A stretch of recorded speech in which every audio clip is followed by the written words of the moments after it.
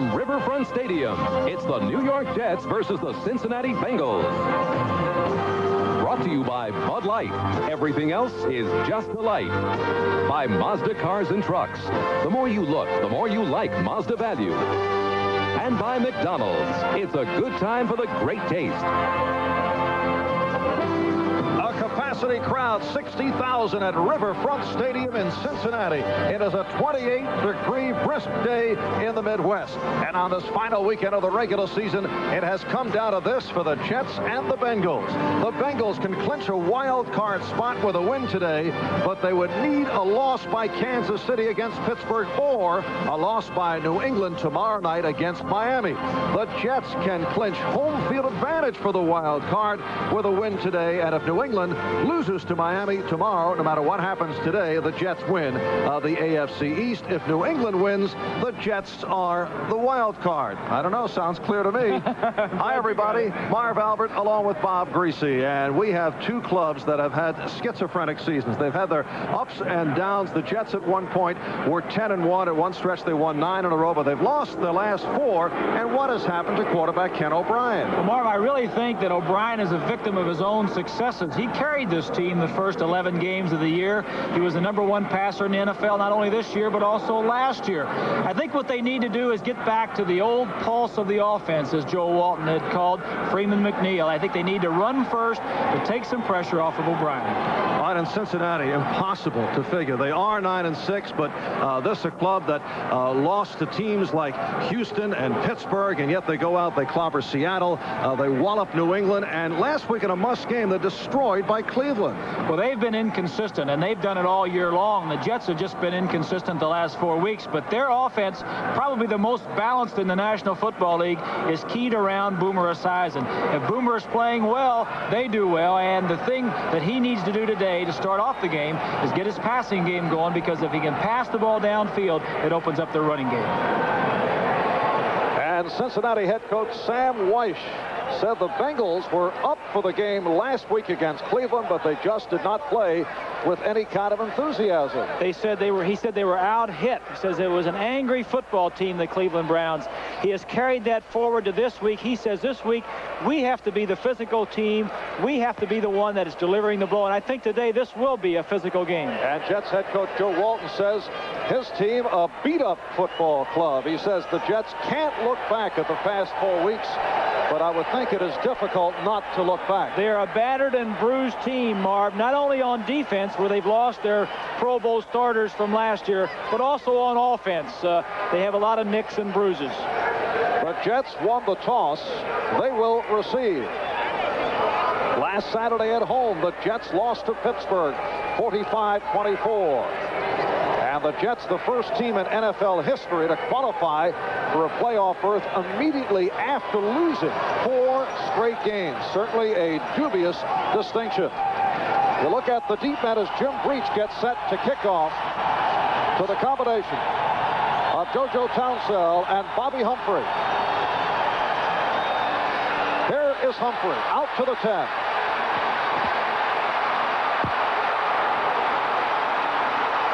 Humphrey will go all the way. A 96-yard kickoff return. And the fans here in Cincinnati, Marv, don't like what they see, because they were here last week when Cleveland blew this team out of the water, and now to come back the week following, and Sam White says we got them ready to play, and to see a kickoff return on the opening kickoff, that is not what they came here to see. Now, last week, JoJo Townsell went 93 yards on a kickoff with the Jets looking for a big play. He went for the touchdown. And here is Humphrey, the 3-year pro out of New Mexico State, getting the Jets on the board in the opening seconds. Pat Leahy will attempt the extra point. Matt Ryan will put it down.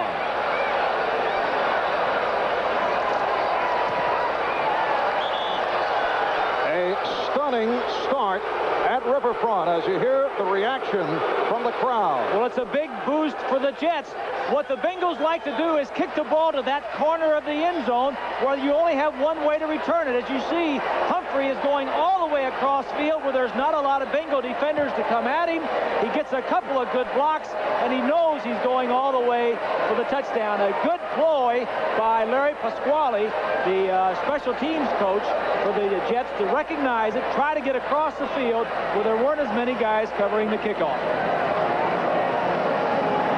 So Joe Walton's Jets with a 7-0 lead, only 19 seconds into this first quarter. And the 96-yard kickoff return by Humphrey, the third longest kickoff return in the history of the Jet franchise. Marv, the Jets not only came into this game wanting to win, obviously, but they want to win to gain some respect and also get some momentum going for the playoffs. They were very happy to learn last Monday when they came in that they were in, that they did qualify for the playoffs, even though they had lost their last 4.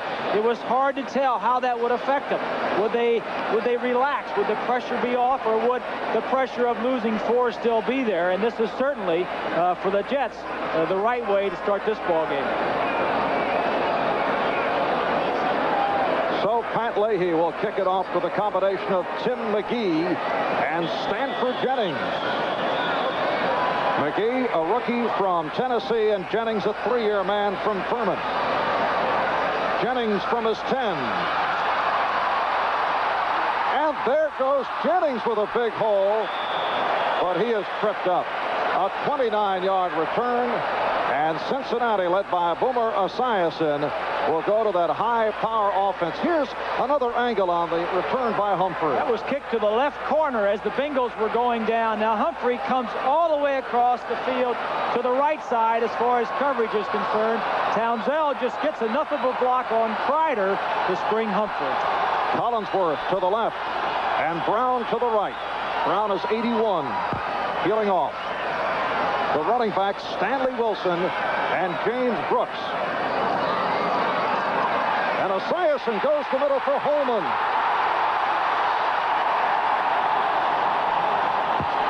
The tight end, Rodney Holman, for 31 yards on the reception, stopped by Harry Hamilton. We said in the opening that Esiason was going to set up the run with a pass. Weiss said earlier this week that they run better if they can get their passing game going. Obviously, they're getting it going pretty well, starting with the first play. Well, these are two clubs that go back to the old days of the AFL, and this looks like old AFL high-power offense as we start out. And Esiason now shovels Eddie Brown on the reception. Jerry Holmes made the tackle. Esiason with a play-action fake.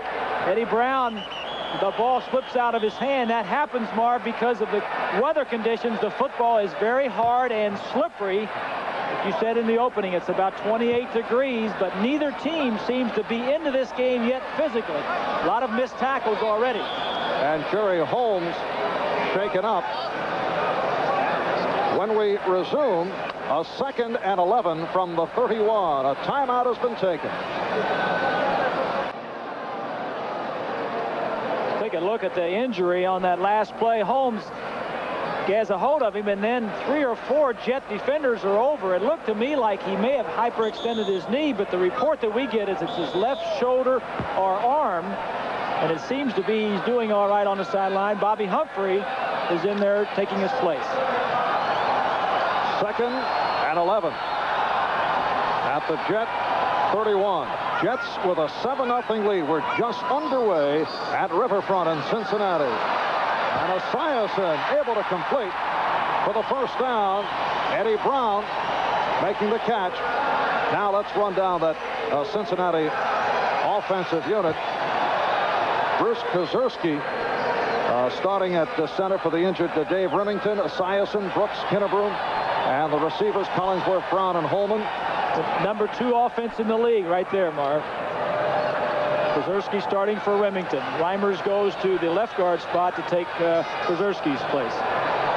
And a first down at the 18 off that 12-yard pickup. Brooks with short yardage. Bob Crable on the stop. James Brooks handling it for the first time. And the Jet defensive unit starting with Marty Lyons, Tom Baldwin, and Barry Bennett, but we will see quite a bit of shuffling. Lyons is playing hurt. Charles Jackson, who's had a peculiar season, a starter all year, then dropped by the club 2 weeks ago, and then back as a starter. And now Jerry Holmes is back at the left cornerback position, teaming up with Lyles Hamilton and Carter. 2nd and 9 at the 17.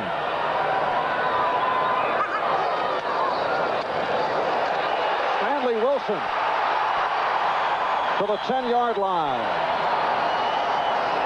So a 7-yard advance. Barry Bennett on the tackle. Both the left guard, Reimers, and Munoz are going to pull and get out in front. Wilson, who has had some big games of late, gets upfield as Miano, 36, brings him down. And the Bengals will go double tight end now. Eric Caddis, the rookie from Michigan, joining Rodney Holman. And the big guy, Larry Kinnebrew, in at fullback for a 3rd and 2 at the 10. And it is Kinnebrew for the first down. Larry Kinnebrew, who has been in and out of the Sam Weish doghouse, has been getting the playing time the last couple of weeks. Well, one of the reasons he's been in and out, as you'll see coming to the right side of the screen, Munger, 54, fills the hole, but Kinnebrew has the foot speed and he is nifty enough to move to the next hole and gets through there. The reason he's been in the doghouse, a little overweight, maybe eating himself out of a job. He's got his weight down a little bit the last few weeks, and he's playing much better. So he's a nifty 258 pounder. At least 258. 1st and goal at the 5. Brooks in motion. Wilson. They had him trapped, and he did lose a couple on the play. Stanley Wilson stopped by 55 Charles Jackson.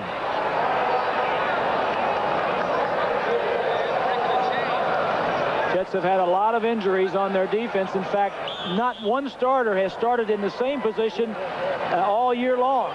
They've had injuries everywhere, as you see Miano and a group of Jets in there to make the tackle.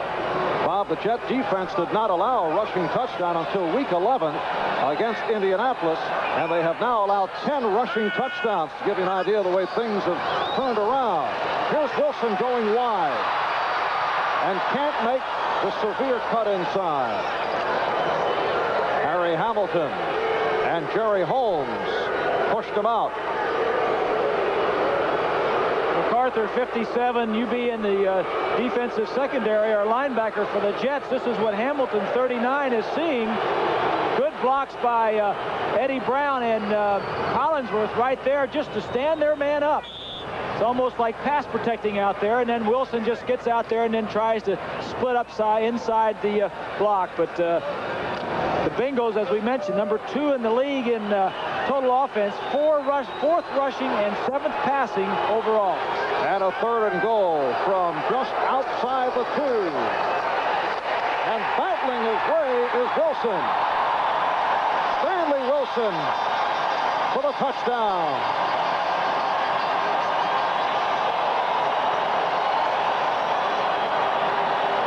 So the Bengals able to come right back in their first possession following that 96-yard kickoff return for the touchdown by Bobby Humphrey. And it was a key touchdown too, Marv, because as poor as they played last week, and to have the opening kickoff run back on you, to come back and answer that touchdown with your own touchdown, now you're back to where you were a few minutes ago, tied up. Steve Kreider holding for Jim Breach.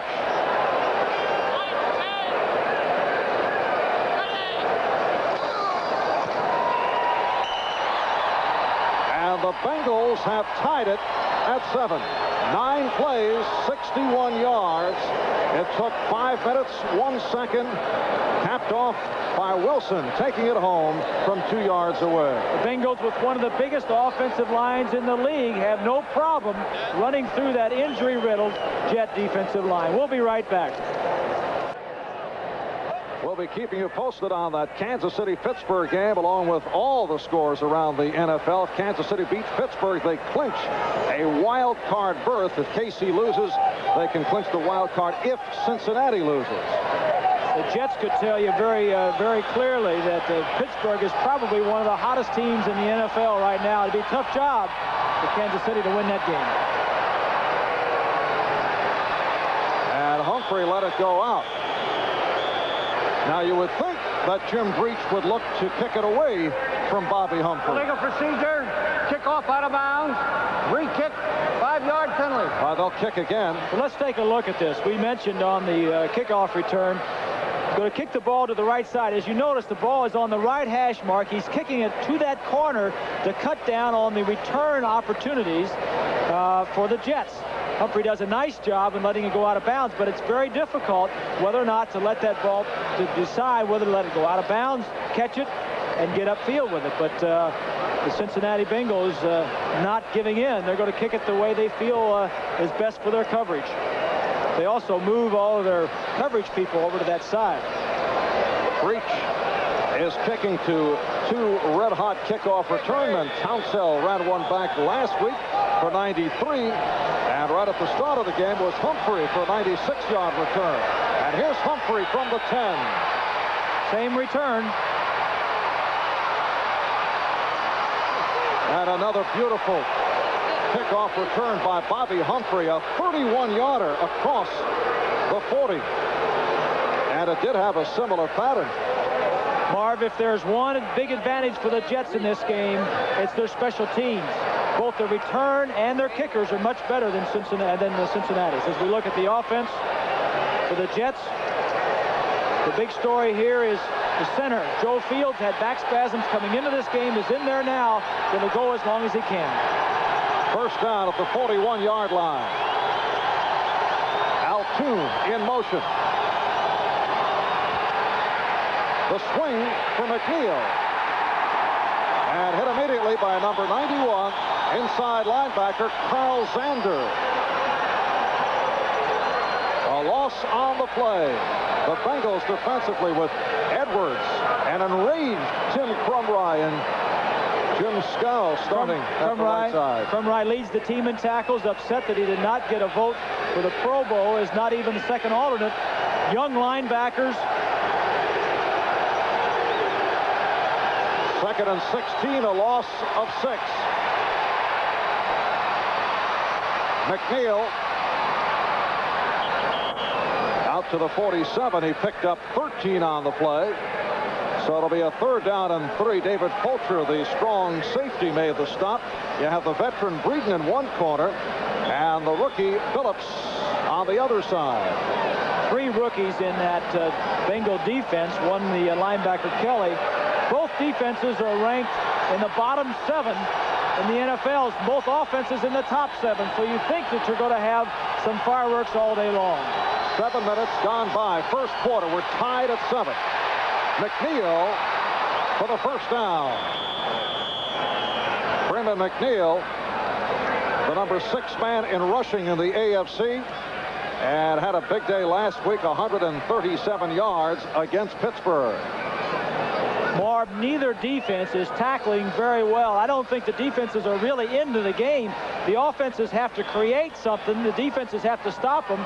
There you see a missed tackle by King, but both sides so far, and we're 7 minutes into the game, have tackled very poorly. First down at the Cincinnati 46. And here's McNeil. He picked up 6. Reggie Williams, the outside linebacker, on the stop. It'll set a 2nd and 4 for the Jets. Let's go watch Joe Fields, number 65, against Crumry. Fields with the back problem, and that can't be helping the back right there. As Crumry stands him up, Fields gets a standoff on him, and the runner gets past. But we'll be watching that battle for as long as Fields can go. 2nd down 4 at the 40th, but all Freeman McNeil on this first Jets offensive series. O'Brien can't find anyone now, throwing deep and threw it away. He had Rocky Cleaver, number 89, in the area. Lewis Breeden on the cover. O'Brien saw something early when he was at the line of scrimmage, checked off to take advantage of it, and the Cincinnati defense realized he was checking off, and then they checked out of it. So Kenny, not seeing anything, just threw the ball out of bounds. O'Brien, despite his recent troubles, is still ranked number 3 in the quarterback ratings in the NFL behind Marino and Kramer. And O'Brien throws sideline, and it dropped. JoJo Townsell could not hold on. It was covered by the combination of Jackson and Fulcher. Townsell has not been one of the main receivers. It was a poorly thrown ball. Townsell coming into the game with only 1 reception on the year. I'm sure O'Brien would like to throw the ball to Toon or Walker, but Cincinnati forcing him to throw to his alternate receivers. So the punting unit checks in. Dave Jennings, who last week set the NFL record for most career punts, 1,085 in all.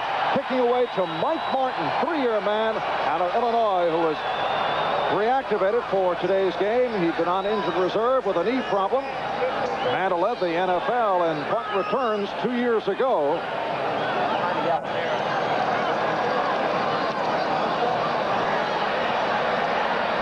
And Martin calling the fair catch at the 12. 28-yard punt. Cincinnati will start up from deep in its own territory.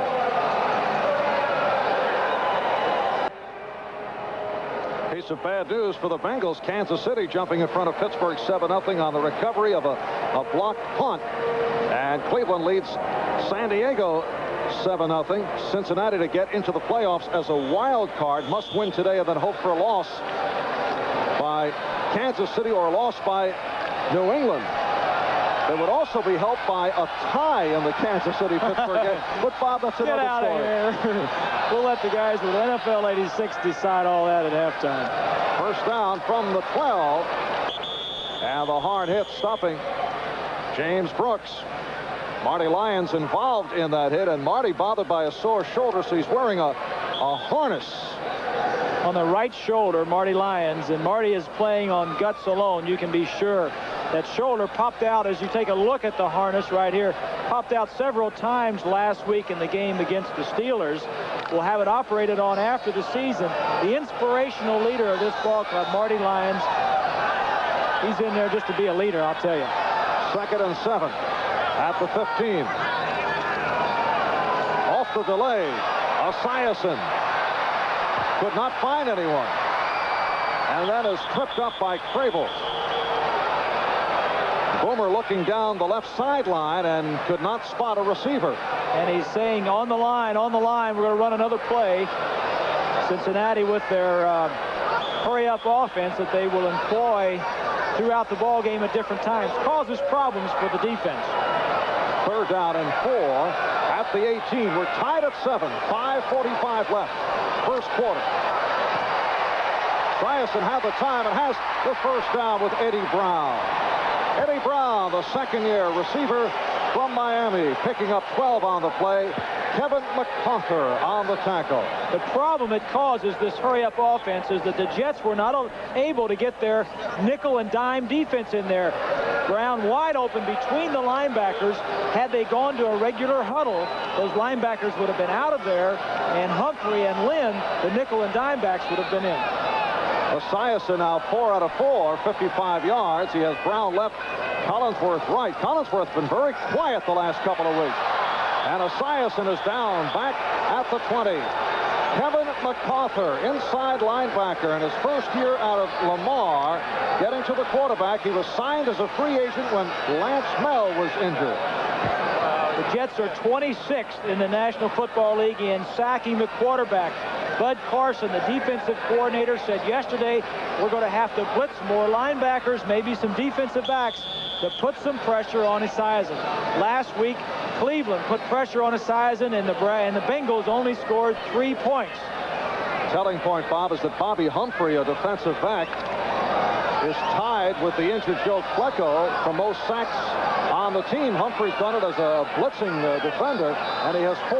The downside of all that blitzing is you leave your secondary man-to-man. They could hit some big plays against it. 2nd and 19. Esiason running out of the pocket, but was ankle tackled across the 20. Good defensive series by the Jets. Ben Rudolph got to Esiason. And a critical defensive series as the Jets needed to stop the Bengals. But a flag has been thrown, and tempers flared. James Brooks involved for the Bengals against a couple of Jets. They had some words. The referee is Pat Haggerty. And Joe Walton obviously does not agree with the call, which is being marked off against the Jets. So the Jets, the most penalized team in the National Football League, have to put up with this. Unsportsmanlike conduct, number 28, defense, first down. Defensive back Carl Howard called for the unsportsmanlike conduct penalty. That's the first penalty of the afternoon. Well, we said coming in it was going to be a physical game. The Jets have had to put up with all these penalties all year because that's the style of defense they've played.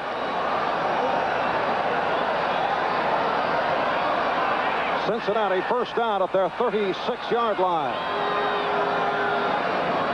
Brown comes in motion. Inside handoff to Brooks. And he picked up 3 on the play. Marty Lyons on the stop. Just under 4 minutes to go in this first quarter, and we're tied at 7. Kansas City in front of Pittsburgh 7-0. Cleveland is vying for home field advantage throughout the AFC playoff, and they are in front of the Chargers. They already have it, Marv. Because of the loss yesterday by Denver, Cleveland has the home field advantage throughout the playoffs, as long as they're in it. Second down and 7. And Lyles preventing Rodney Holman from picking up the first down.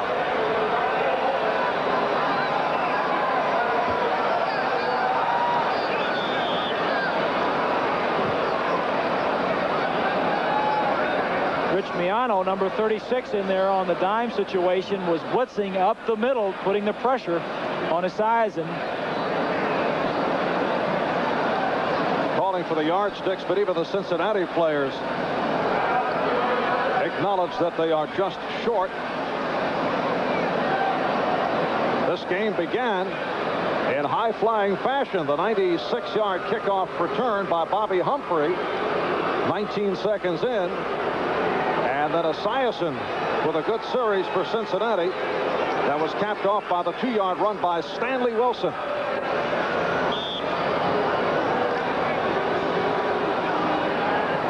Third and inches.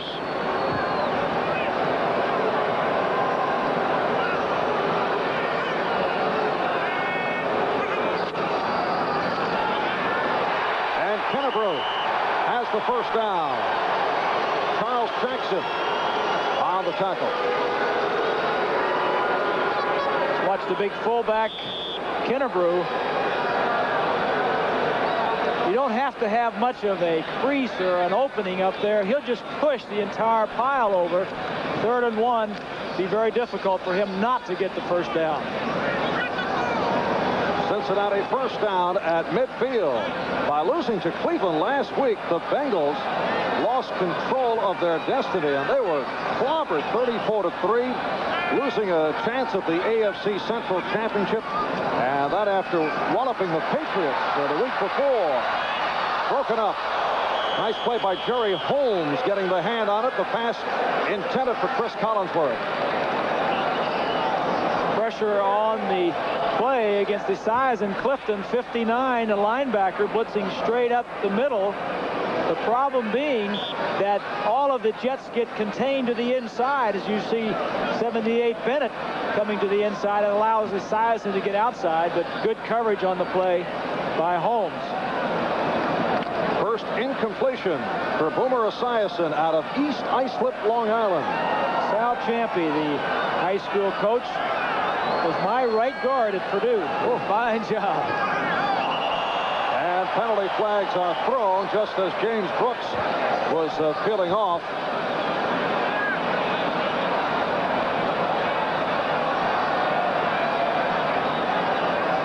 It was Griese and Ciampi. Yes, and leading Purdue to the Rose Bowl. Sal was not a very big man. Ball starts. Number 75, offense. But a lot of desire. He's about 5'10" and a tough little blocker, I want to tell you. I wonder what kind of a coach he was. Boomer says he was a good coach.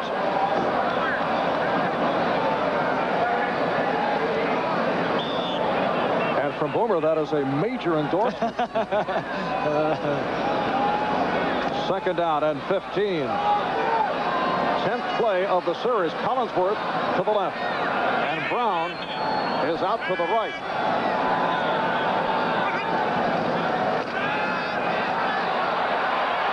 Esiason deep for Brown. It was overthrown as Brown was covered by Holmes. Well, it was Brown and Holmes one-on-one, Marv. We talked earlier about the blitzing that Bud Carson was going to do to get some pressure on him. They were man-to-man, nobody else around, no help. The ball was just a little bit overthrown, and Brown knows that he had an opportunity gone by when he didn't catch that ball because there was no help in the middle of the field. He had man-to-man coverage. Could have had a reception and possibly a touchdown if he'd caught the football. And Esiason keeps going to Eddie Brown. Chris Collinsworth, held to one catch last week by the Browns, was not a target of Esiason 2 weeks ago against the Patriots. It's a 3rd and 15. Esiason with the tie, and again overthrows, intended for James Brooks. Well, the Boo Birds come out, and rightfully so, because he just threw that ball high. There are times when it's not the quarterback's fault, but this time he overthrew it. Now, maybe Esiason thought he should have been deeper, but that ball just sailed on him, just slipped out of his hand because he was wide open.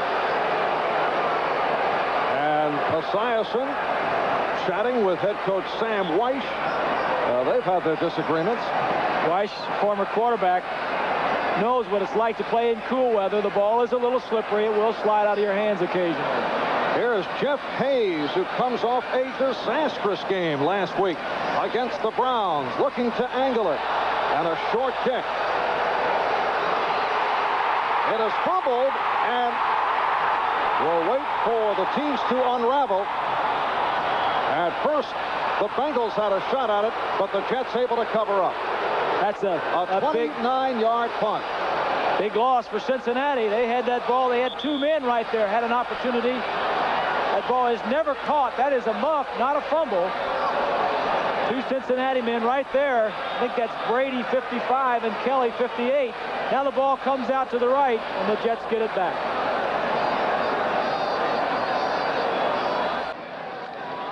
Great interest to Cincinnati Bengals. Kansas City leading Pittsburgh 7-0. Mike Merriweather of Pittsburgh, though, intercepted a Kansas City pass, returned it to the Kansas City 38-yard line. Kurt Sohn was able to recover that fumble. And McNeil stopped by Browner, Ross Browner, of the right defensive end. And we'll keep you posted on those Kansas City-Pittsburgh scores as they come across. A reminder, we'll be selecting the Budweiser Most Valuable Player for today's game at the conclusion of the ball game. 2nd down and 9 as McNeil picked up a yard. The ball at the Jet 31. Marv Albert with Bob Griese from Cincinnati. With 1:05 to go in this first quarter. We're tied at 7. Schuler peels off. And here's McNeil, who has not been able to unleash Emmanuel King on the stop. Bengals jumping around defensively. 79 as Browner, defensive lineman, was in an up position trying to mess up the blocking assignments for the Jets. Didn't happen. McNeil gets through the line of scrimmage in good shape, but number 90, King, comes in and makes the tackle from the offside. 3rd down 3 from the Jet 37. McNeil and Page are the running backs. And a spectacular interception by Ray Horton. So Ken O'Brien picked off by Ray Horton, 4-year man from Washington. Horton Horton is right here, Marv. The receiver is coming down and hooks to the outside. Horton will see it and come up and dive and make an interception. Ball is not well thrown. The receiver was not where O'Brien thought he was going to be. First interception of the season. They go to the no-huddle offense, wasting no time. Kennebrew coming out of the backfield to stop. Jets responding well to the no-huddle, getting onto the field in position. Lester Lyles on the tackle of the big man, Larry Kennebrew. And that is the end of the first quarter. So it certainly was action-packed. The Jets and the Bengals tied at 7. We'll be back here in Riverfront in a moment. Go back and take a look at that interception. The receiver's going to come down and break to the outside. Horton is here. He's going to see the ball all the way. The ball was not well thrown as the receiver starts to the inside and then starts sliding out. Now the ball is thrown high into the outside. Horton with a great interception. Good field position for the Bengals as we take another angle. Plenty of protection when a ball is that far off, Marv. Either the receiver ran the wrong route or the quarterback read him wrong. And Horton's had problems as a punt return man in recent weeks.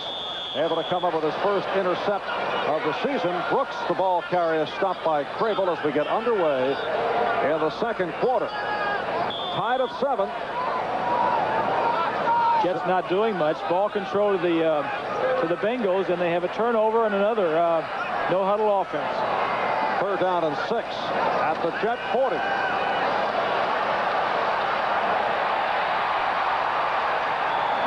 Eddie Brown coming back for it to pick up the first down and a 10-yard advance. Brown with all that speed complements Collinsworth on the other side very well. This time sees the zone, just comes down and hooks in between the two linebackers and then runs away from Clifton and then gets upfield for a few extra yards. Eddie Brown, Cincinnati's #1 draft pick last season out of Miami. First down at the Jet 30.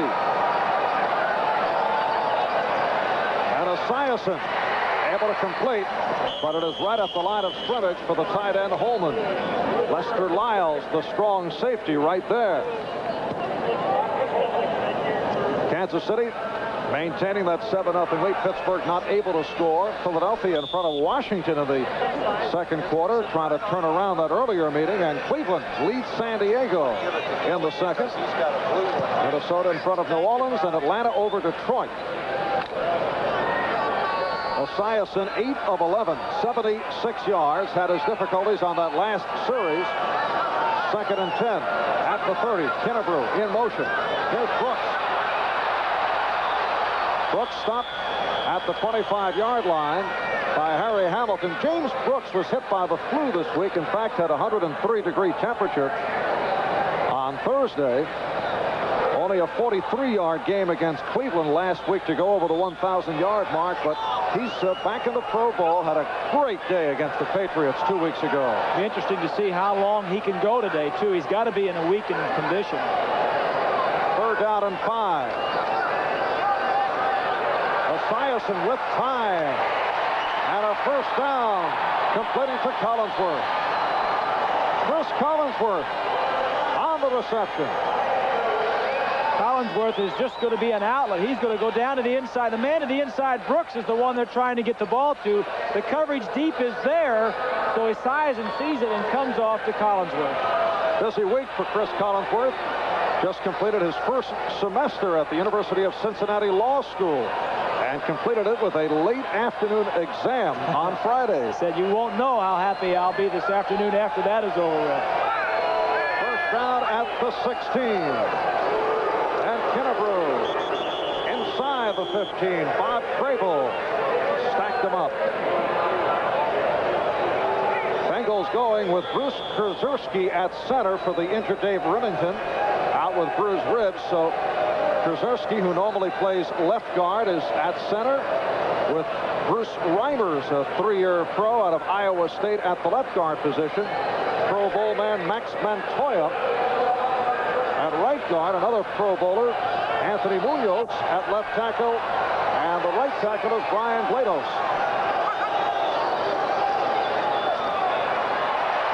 Esiason in trouble. and it's intercepted. Intercepted by Crable. And some very interesting open field running by the linebacker, Bob Crable. I'll say it was interesting. Crable gave everybody an opportunity to tackle him twice. Joe Walton's got to be happy about the turnovers. Take another look. Esiason was trying to get the ball deep downfield. Miano 36 on a safety blitz.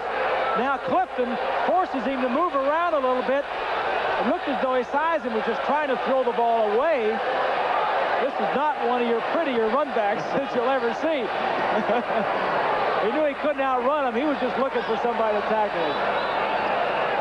All right, we'll be back here in Cincinnati in a moment. Today's game is brought to you by Ford and your Ford dealer. Have you driven a Ford lately? By the U.S. Army, a place to be all you can be. And by Stroh's and Stroh Light. Now you're talking good times, and Stroh's is spoken here.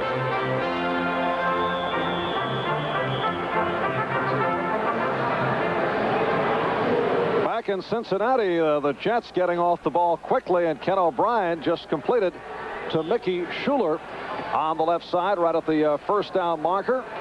3 minutes have gone by in the second quarter. We're tied at 7.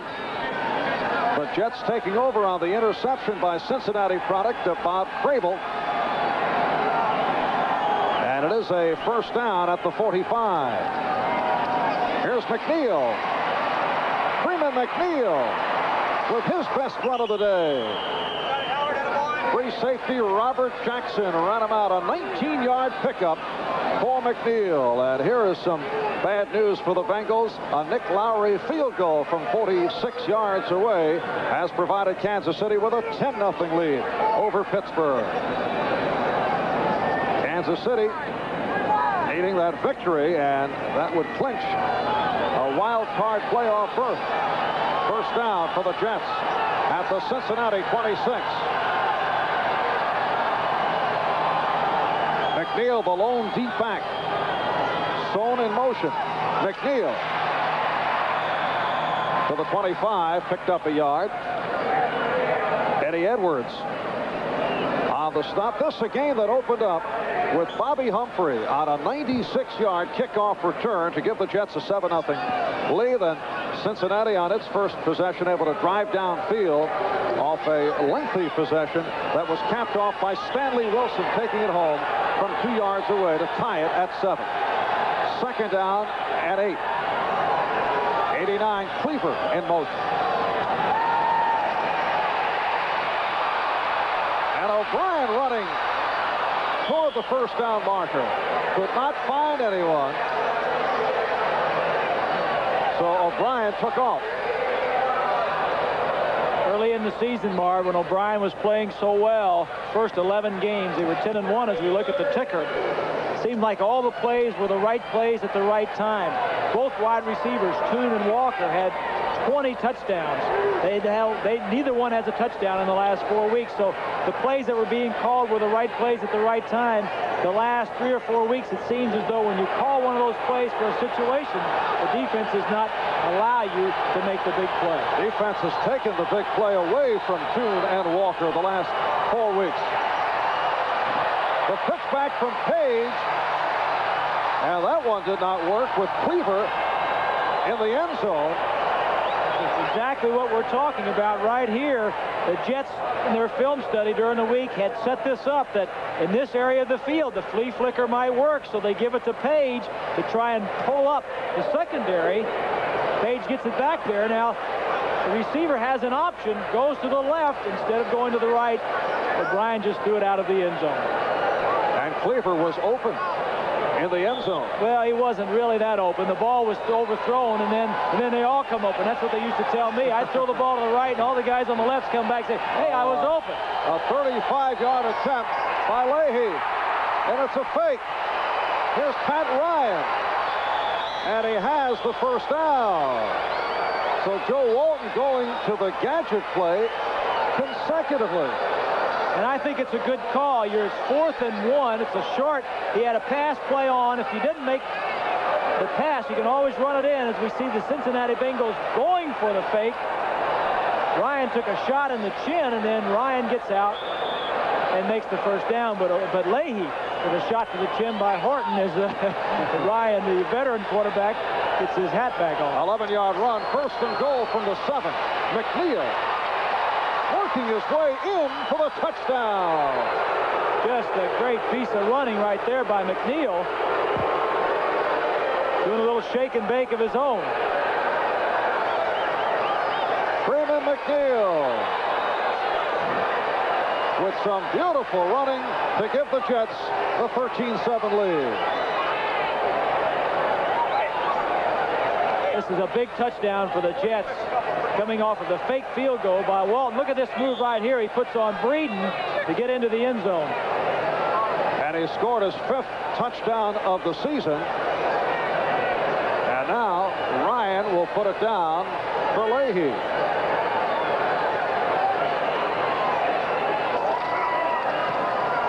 So the Jets with a 14-7 lead. And we'll be back here in Cincinnati in a moment. While the Jets and Cincinnati are tied at 7, Gary Anderson has just kicked a field goal for Pittsburgh, so Kansas City now leads Pittsburgh 10-3. We just saw the Jets take a 14-7 lead, I should say 14-7 Jets off consecutive gadget plays. That is most unusual. Well, the first one didn't work, but the second one certainly did, and I think Walton's play calling this year has really been good. The plays haven't been there the last 3 or 4 weeks because I think teams are a little leery of committing their deep safeties. All right, the return by Tim McGee.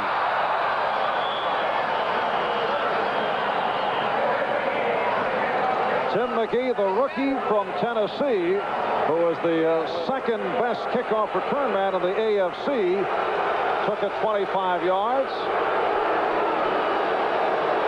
And Sam Weiss has his Cincinnati Bengals back to the offense. Ken Anderson there on the left in the stocking cap, signaling the plays into Esiason. 6 minutes gone by, second quarter. The Jets 14 and the Bengals 7. Here's James Brooks. Brooks with the acceleration for the first down. Chased out by Kevin MacArthur. A 13-yard run by Brooks. Brooks having a great year, off to the Pro Bowl for the first time in his career. Gets around in and just outruns a bunch of the Jets as MacArthur runs him out of bounds.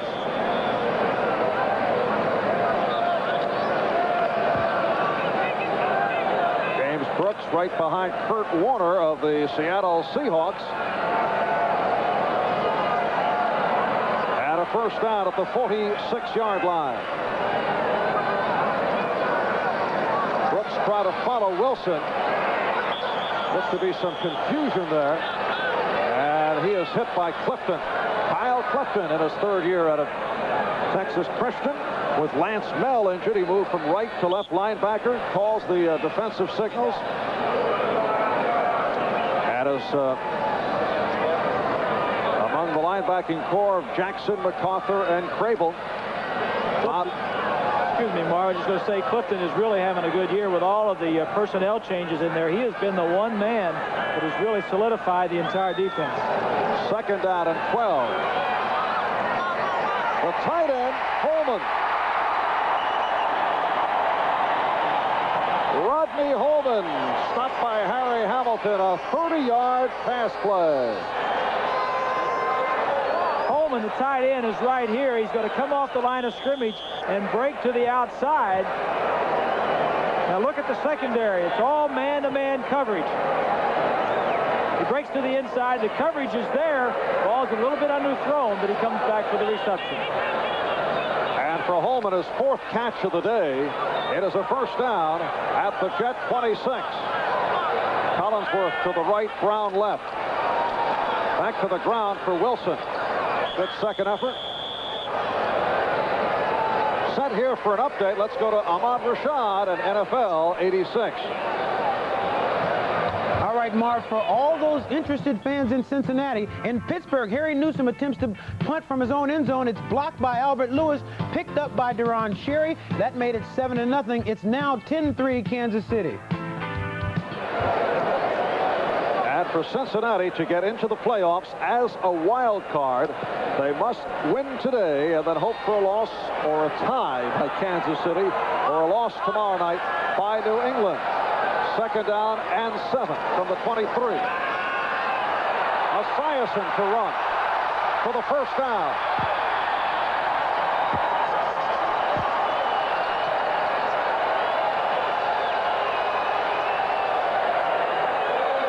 A 10-yard gain for Boomer Esiason. And seconds ago, it's Kansas City with another touchdown on a 97-yard kickoff return by Boyce Green for a 17-3 Kansas City lead. That is 2 special team touchdowns for Kansas City. 2 big plays by their special teams unit. Cincinnati first down at the 12. Collinsworth, touchdown. Beautifully executed to beat Russell Potter.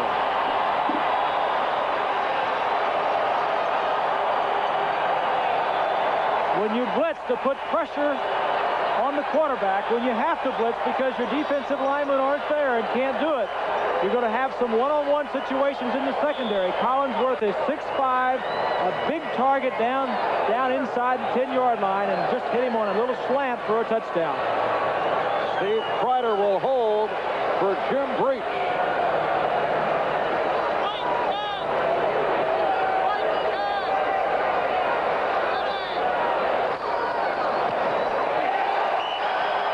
And Breach has tied it at 14 with 6.5 to go. First half. Let's go back and take a look at that touchdown. Now here's Hamilton. Now he's the free safety. He normally helps in the middle of the field. He's going over to our right. Esiason's going to throw the ball over to his left. When this happens, it's a blitz situation. He's moving over to cover the tight end.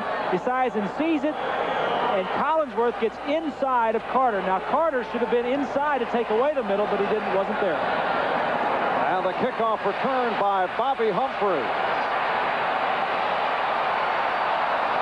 Flag is thrown as Humphrey battles his way across the 35-yard line. And while they sort out this penalty, let's check back with that old trickster back at NFL 86, Ahmad Rashad. Illegal use of the hand, number 58. Marv, you just mentioned this play, but Bobby Humphrey of the Jets is not the only one returning kicks for touchdown. Here, Boyce Green takes the kickoff and goes 97 yards for the score. Kansas City leads 17-3. Not good news for Bengal fans. All right, Ahmad, and the penalty on the kickoff return called on the Jets, so they move it back to the 20-yard line. That Cincinnati drive, 6 plays, 67 yards within 2 minutes, 35 seconds. Capped off by the 12-yard pass from Esiason to Collinsworth. The Jets from their 20. Kenny O'Brien at quarterback. Freeman McNeil and Tony Page, the running backs. McNeil out to the 23. Stopped by Tim Crumrye. Talking about Crumrye earlier, that he says he is very upset that he did not make the Pro Bowl, and said he might take it out today on the Jets. Of course, the Jets have other ideas. Crumrye also says he plays with controlled fury. Some say you broadcast in that matter, Bob.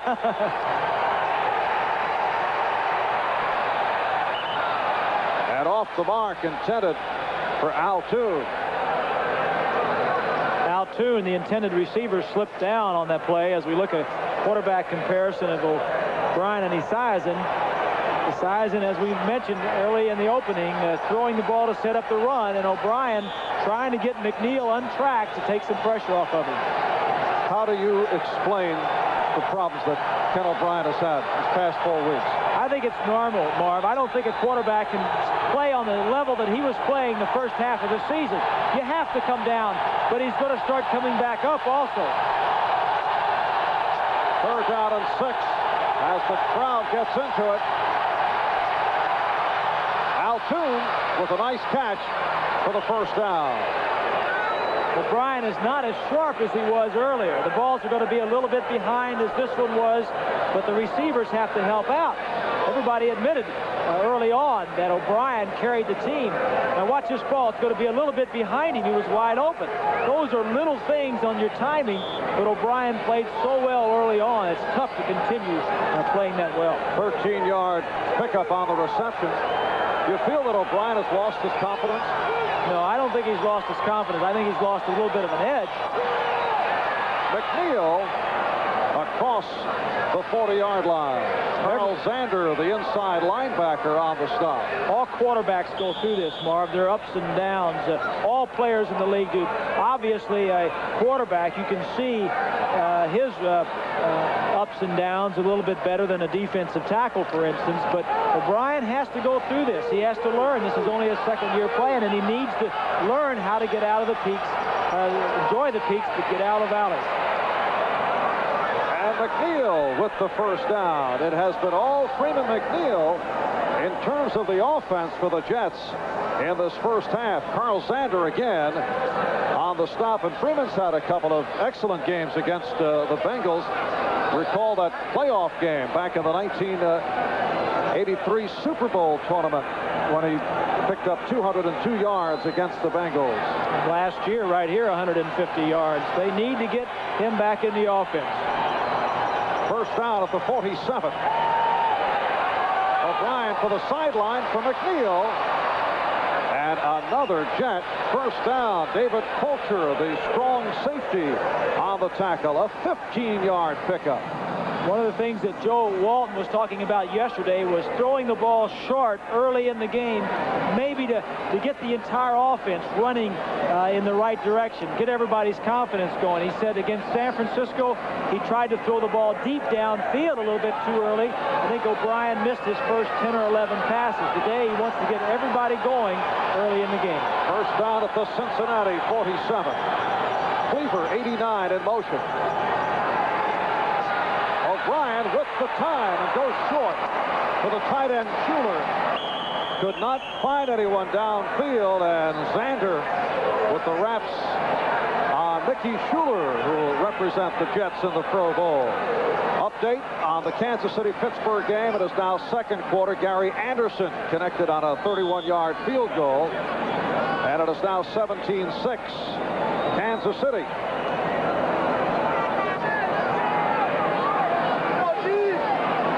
Under 3 minutes to go in this first half.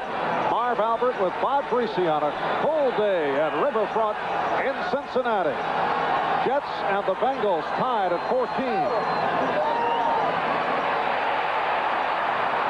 And O'Brien able to complete to Sohn at the first down marker. Kurt Sohn slammed out by the left corner, Lewis Breeden, with some help from...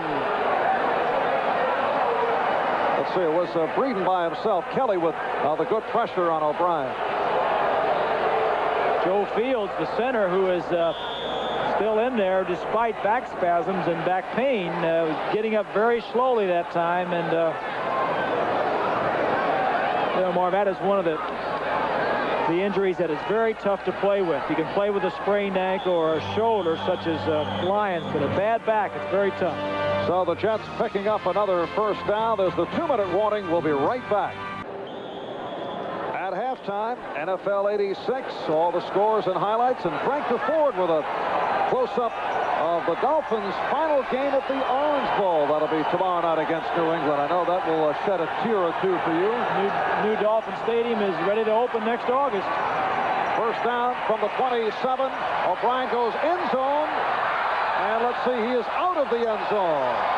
So it is incomplete. Al Toon was beyond the end zone. O'Brien was looking around to throw the ball other places, and then really saw Toon down late and threw the ball a little bit too late. Let's see. There's 1 foot. No, he got the other foot out of bounds, and there was a question as to whether or not he had control of the football. So O'Brien just throwing that ball a little bit too late, but there was good coverage on the play. Second and 10 from the 27. We're tied at 14. A minute and 50 to go. First half. Nice catch by Toon. Al Toon with some good control off the fingertips. Picked up 12 and a first down. Toon is the outlet. He's coming across. Now O'Brien would rather look downfield, but they had a blitz on. No linebackers in the middle. Toon can't get away from 3 of them, so he just takes the easy way and gets down. David Fulcher with the stop. A timeout has been called. We'll be right back. Back in Cincinnati, the Jets. First down at the Cincinnati 15-yard line. 11th play of the drive. We're tied at 14. A minute 35 to go. First half. And O'Brien, incomplete. Intended for Toon. Griese on the coverage. O'Brien took a lot of time at the line of scrimmage, Marv. I'm sure he was checking off. They may have had a run called and then saw what he liked, and he checked off to a pass. A lot of things go on at the line of scrimmage that the quarterback's checking around to see, well, if it's going to be a pass. If they're in the right situation, go ahead with it. If not, go to the run. And a lot of study and preparation. Walker left, Toon right. 2nd and 10 at the 15.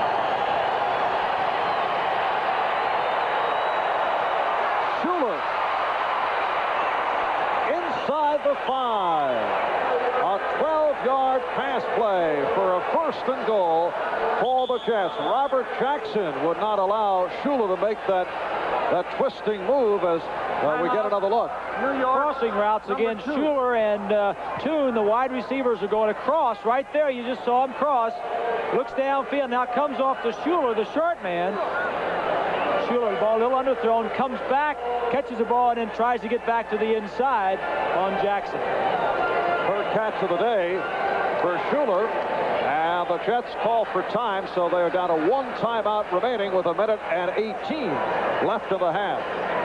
Bobby Hammond, the back coach, Zeke Bratkowski, to the right, top of your screen, along with Ryan and Joe Walton. Joe Walton will make the decision. They're going over their computerized printout of their charts to see what defenses Cincinnati has played in this area and what they'd like to call. O'Brien is 9 for 16, 78 yards. Cincinnati Bengal head coach Sam Weish, who was a walk-on quarterback at Furman, made it to the NFL as a perennial backup with 5 different clubs, including the Cincinnati Bengals. Had a lot of good ideas. The youngest head coach in the National Football League, and certainly the one with a lot of ideas. No huddle offense, a lot of other things he does. First and goal from the 3. Al Toon, the intended receiver, who was covered by David Fulcher. I checked out Rocky Cleaver, the intended receiver. And you can see it was good coverage as O'Brien is still down. The hit by Reggie Williams. Number 26, defense. And also a penalty flag thrown. Defensive holding on 26. That's Kemp. Bobby Kemp. Means a half the distance and a first down for the Jets. Defensive holding. Defense. First down. That is defensive back Bobby Kemp. 6-year man out of California Fullerton. So it will be a first and goal from about 1.5 yards away. 1 minute 13 left in this first half. Tony Page cutting inside and stopped. Tony Page, the Jets' short yardage man, last year had a big touchdown season, but this year only 2 touchdowns. He was stacked up by Reggie Williams. Last year, but not this year, Marv. You're correct. And one of the problems here is the Johnny Hector, who normally is in this situation and carries the ball, is hurt. Page normally the blocker. McNeil and Page are in there now, and this is tough yardage for McNeil. Timeout. Cincinnati, number 1. Cincinnati calls for time. So they have 2 left. The Jets have 1 remaining with 42 seconds left. Second quarter. Let's go back and take a look at the last play. Page has to bounce to the outside. as Bingham's 64 goes around him. Now, Page doesn't have the speed to get out and around there. He's a tough inside runner, and this play could have gone inside or out. And when the Bengals had good defense, they bounced it to the outside, but not having Hector in these short yardage situations is hurting the Jets. Reggie Williams shaken up on that last play when he put the pop on Ken O'Brien.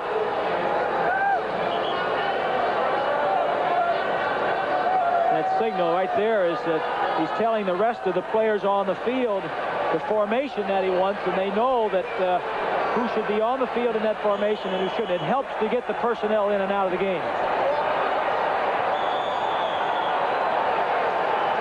And now Reggie Williams checks back in off this defensive alignment. 2nd and goal from the 2. And O'Brien throws for McNeil. That's a pass the first half of the year Marv would have completed. Second half of the season, he's not quite as sharp. He throws the ball a little bit too far. He wants to make sure, so he had to throw it right there. He's playing the safe side, throwing it away from the defensive man, just throws it a little bit too far, doesn't get the touchdown. And the Jets would hate to have to settle for a field goal off this long drive. This is the 15th play of the drive. It's a 3rd and goal from the 2.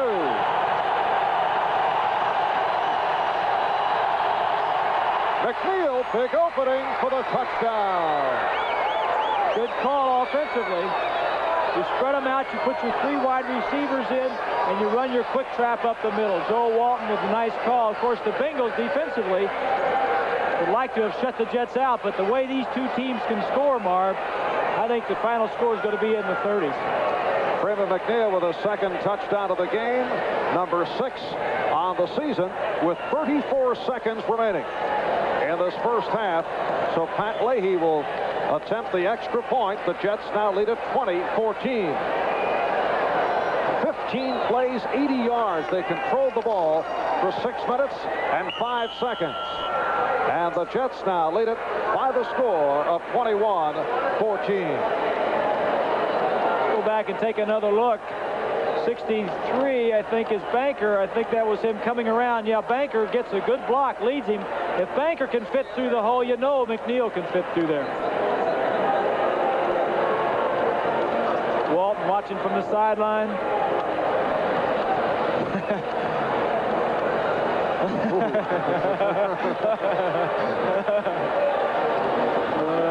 Well, that was a critical play because it was 3rd down, and if he'd not made that play, it was all on that running play. Obviously, he had to kick the field goal, but he'd much rather have the touchdown. A win for the Jets today would give them home field advantage in the wild card playoff game next week. If New England beats Miami tomorrow night, if New England loses, the Jets win the division, whether they win or lose today. And Pittsburgh, we're told, now has possession on the Kansas City 3. They're in the 2nd quarter. Kansas City leading 17-6, and Pittsburgh with a 1st and goal from the 3. Of course, all the scores and highlights at halftime with our crack crew back at NFL 86, figuring all this out. All I know is if Cincinnati wins, they need help.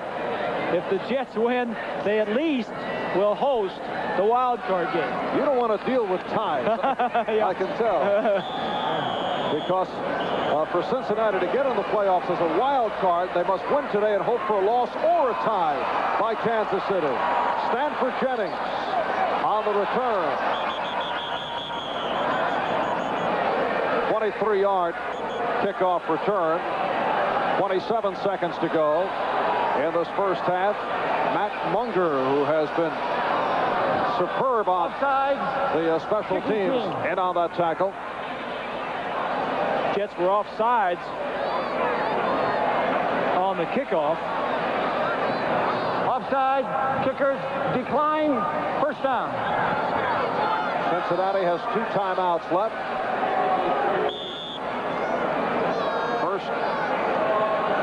First and 10 from the 30-yard line. Boomer Esiason in his 3rd season out of Maryland.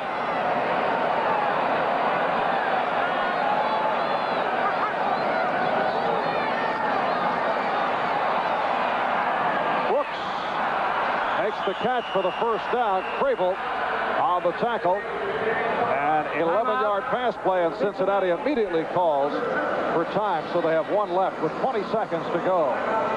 First time that Esiason has been in the shotgun today. Said he doesn't like it that well. I think the reason being that you have to take your eyes off of the secondary to catch the football when you're back in a shotgun. The other thing is you don't get your grip on the ball nearly as quick as if you're under the center. A couple of weeks ago, they had that problem in Denver where the ball was snapped past them. But here on the sideline, just talking with Kenny Anderson and Weich about what the coverage was and what they're trying to do. I'm sure they're going to try and get down at least for a field goal and get some points on before they go in for halftime. Bob, some Cleveland defensive players last week said that Esiason has problems reading coverages, and Cleveland kept changing their coverage, disguising them. Well, I don't think they did anything that they weren't expecting. I think maybe at the times they played him, it was a little bit different. But I think Esiason has seen a lot of the coverage. Of course, defensive guys are always going to talk that way once they've stopped an offensive team. And when you stop the Bengals with 3 points, I guess you can crow a little bit. You say with scorn in your voice. Those defensive guys, huh? You know I'm an offensive player, right?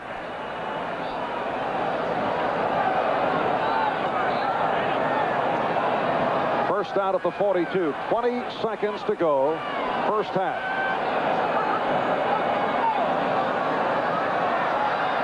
And Esiason fires. Beautiful catch by McGee. Cincinnati has one timeout left. 32-yard play with 10 seconds remaining. Carl Howard on the tackle. Jets are in man coverage, some kind of man coverage. I'm surprised they would do that. And the underneath people, Humphrey and Crable, were all tied in man-to-man. They should have just dropped back in zone, had good vision.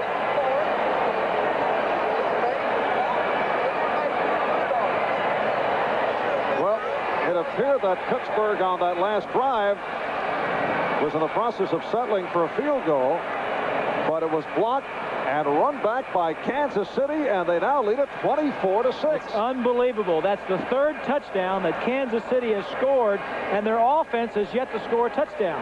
It's all special team touchdowns.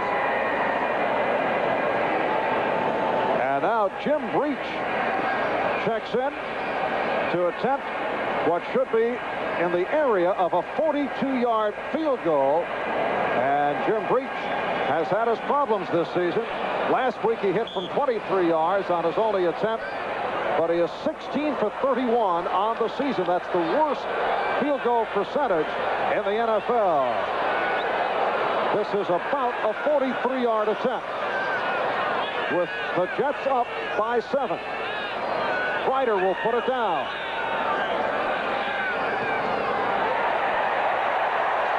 And it is good.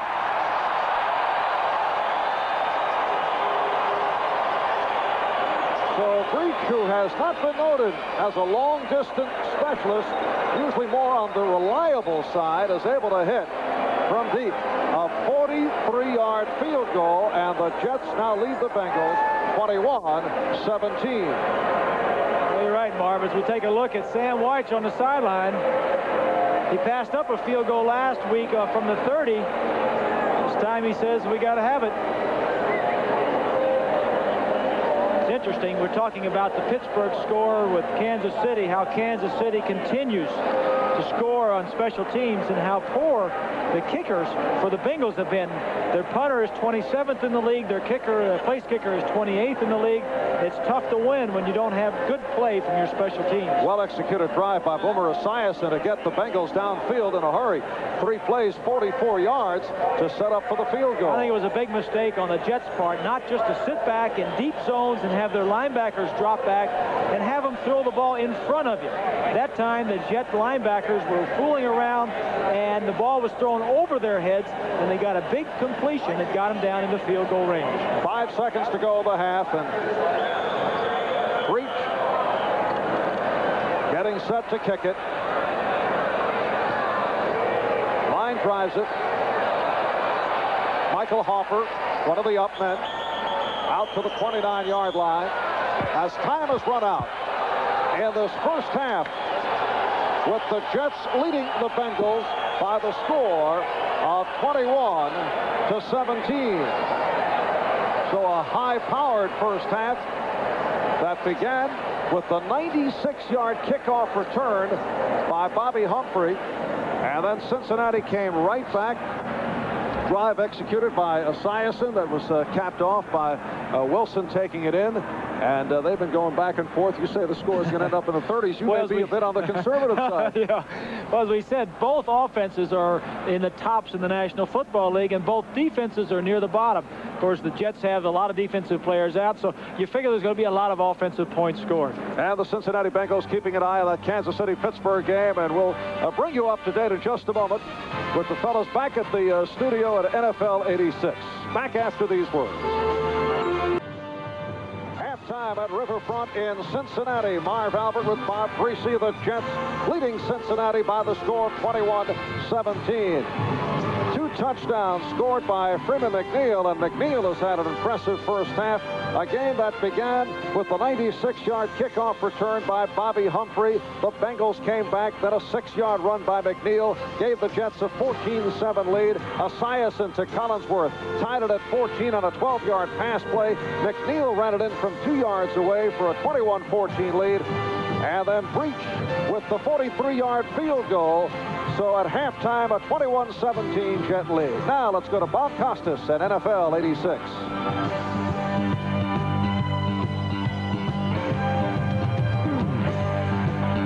Welcome back to NFL 86. Bob Costas with Paul McGuire and Ahmad Rashad. Let's take a look at highlights. Some of you in our audience are watching the Jet-Bengal game. Let's go to Riverfront Stadium and take a look at some of what transpired in the first half. The Bengal mascot plenty nervous, and he should be. Bengals have to win today and then hope for help with either Kansas City or the Patriots losing to get a wild card berth. And here's how it begins for Cincinnati in disastrous fashion.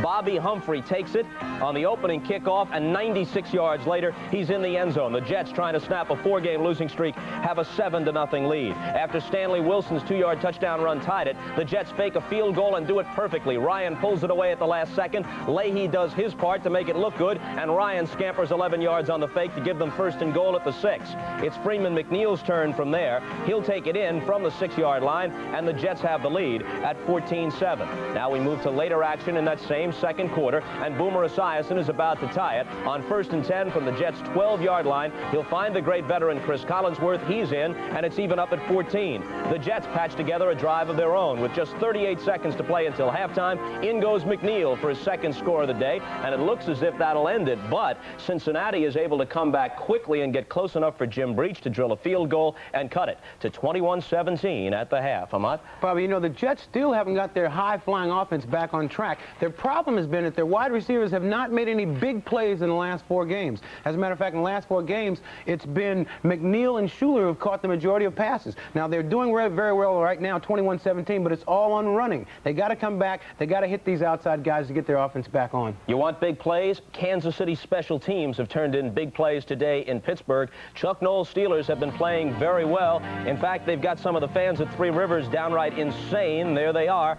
But watch what happens as Harry Newsome attempts to punt. This is in the first quarter, and it's blocked. Deron Cherry will come up with it for the touchdown, and the Chiefs have a 7-0 lead. The first of 3 touchdowns in the first half produced by Kansas City special teams. The score was 10-3 in the second quarter when Gary Anderson's kickoff following a Steeler field goal was taken by Boyce Green. He brings it back 97 yards, and the Chiefs lead 17-3. It was 17-9 in the closing seconds of the second quarter, 17-6 I should say, when Gary Anderson tried to make it 17-9, but instead it's blocked, and Lloyd Burris picks it up and scampers 78 yards. It's a 10-point turnaround. Instead of the score being 17-9, it's 24-6 at the half in favor of Kansas City. Chiefs don't have to watch the scoreboard. If they lose this game, they're out of the playoffs. If they win, they've cinched a wild card. Paul? And the special teams coach will get the game ball if they go on to win this football game. It's a dream for a special teams coach.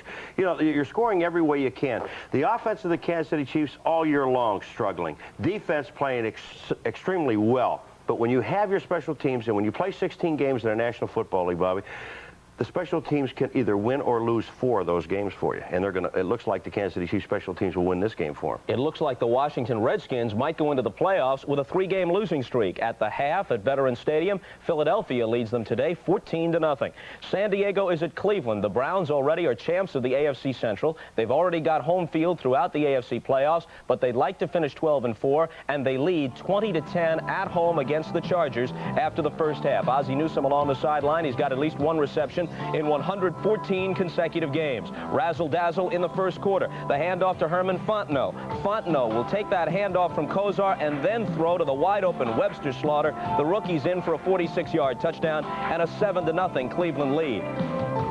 But anytime you go up against Dan Fouts, you can't be certain of victory. It was 14-0 Cleveland when Fouts got into the act. He hits Wes Chandler with a 19-yarder, cuts it to 14-7. A Ralph Bernerschke field goal of 40 yards made it 14-10. But watch this. Just before the end of the half, Brian Brennan catches a long pass from Kozar. Nobody touches him. So he bounces up at the 8-yard line and goes in for the touchdown, which gives Cleveland the lead at 20-10 at the half. Minnesota at halftime playing at home in front of the Saints 30-3. Wade Wilson in for Tommy Kramer. Kramer is the NFC's starting Pro Bowl quarterback, but he's out with an injury. Wilson has thrown 3 first-half touchdown passes. The Falcons, after a strong start, have lost 7 of their last 8, but finishing up the season at Pontiac, they lead the Lions 14-0 early in the third quarter. The Oilers and the Bills. Jim Kelly threw a 12-yard touchdown pass to Chris Burkett just before halftime to bring the Bills within 3 at the Astrodome, 10-7.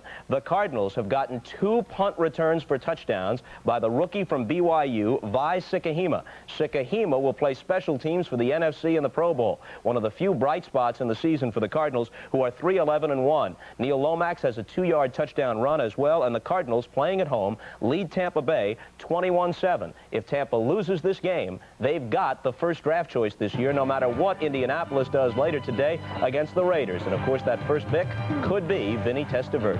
Back after this from your local stations.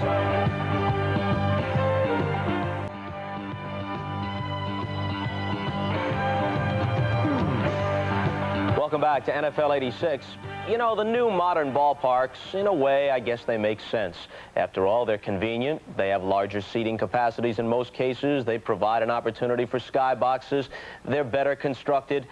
But the old ballparks, the ones with tradition and character, well, they have something no modern facility can ever have. Down in the Orange Bowl, here's Frank DeFord. Old baseball stadiums can be so distinct in their peculiar geometry that we can always visualize them perfectly. Wrigley Field, Fenway Park, Yankee Stadium. But old football stadiums, horseshoes, all of them, bowls. The trouble with football stadiums is that they're all shaped like footballs. So football bowls aren't remembered so much for their own personality as by strictly what happened within the sideline stripes. How many of you can even remember where the most important game in pro football history was played? Well, it was 2 teams from up north, but it was right here, the Orange Bowl. Can you call up the morning star of your memory? January 12, 1969, Jets 16, Colts 7. Thank you, Matt Snell. Thank you, Jerry Philbin. Thank you, Broadway Joe. Don Shula was a coach in that game, Super Bowl III. Of course, on that occasion, he was the losing coach with Baltimore. He's come back to squeeze a lot of juice out of this big old orange, though.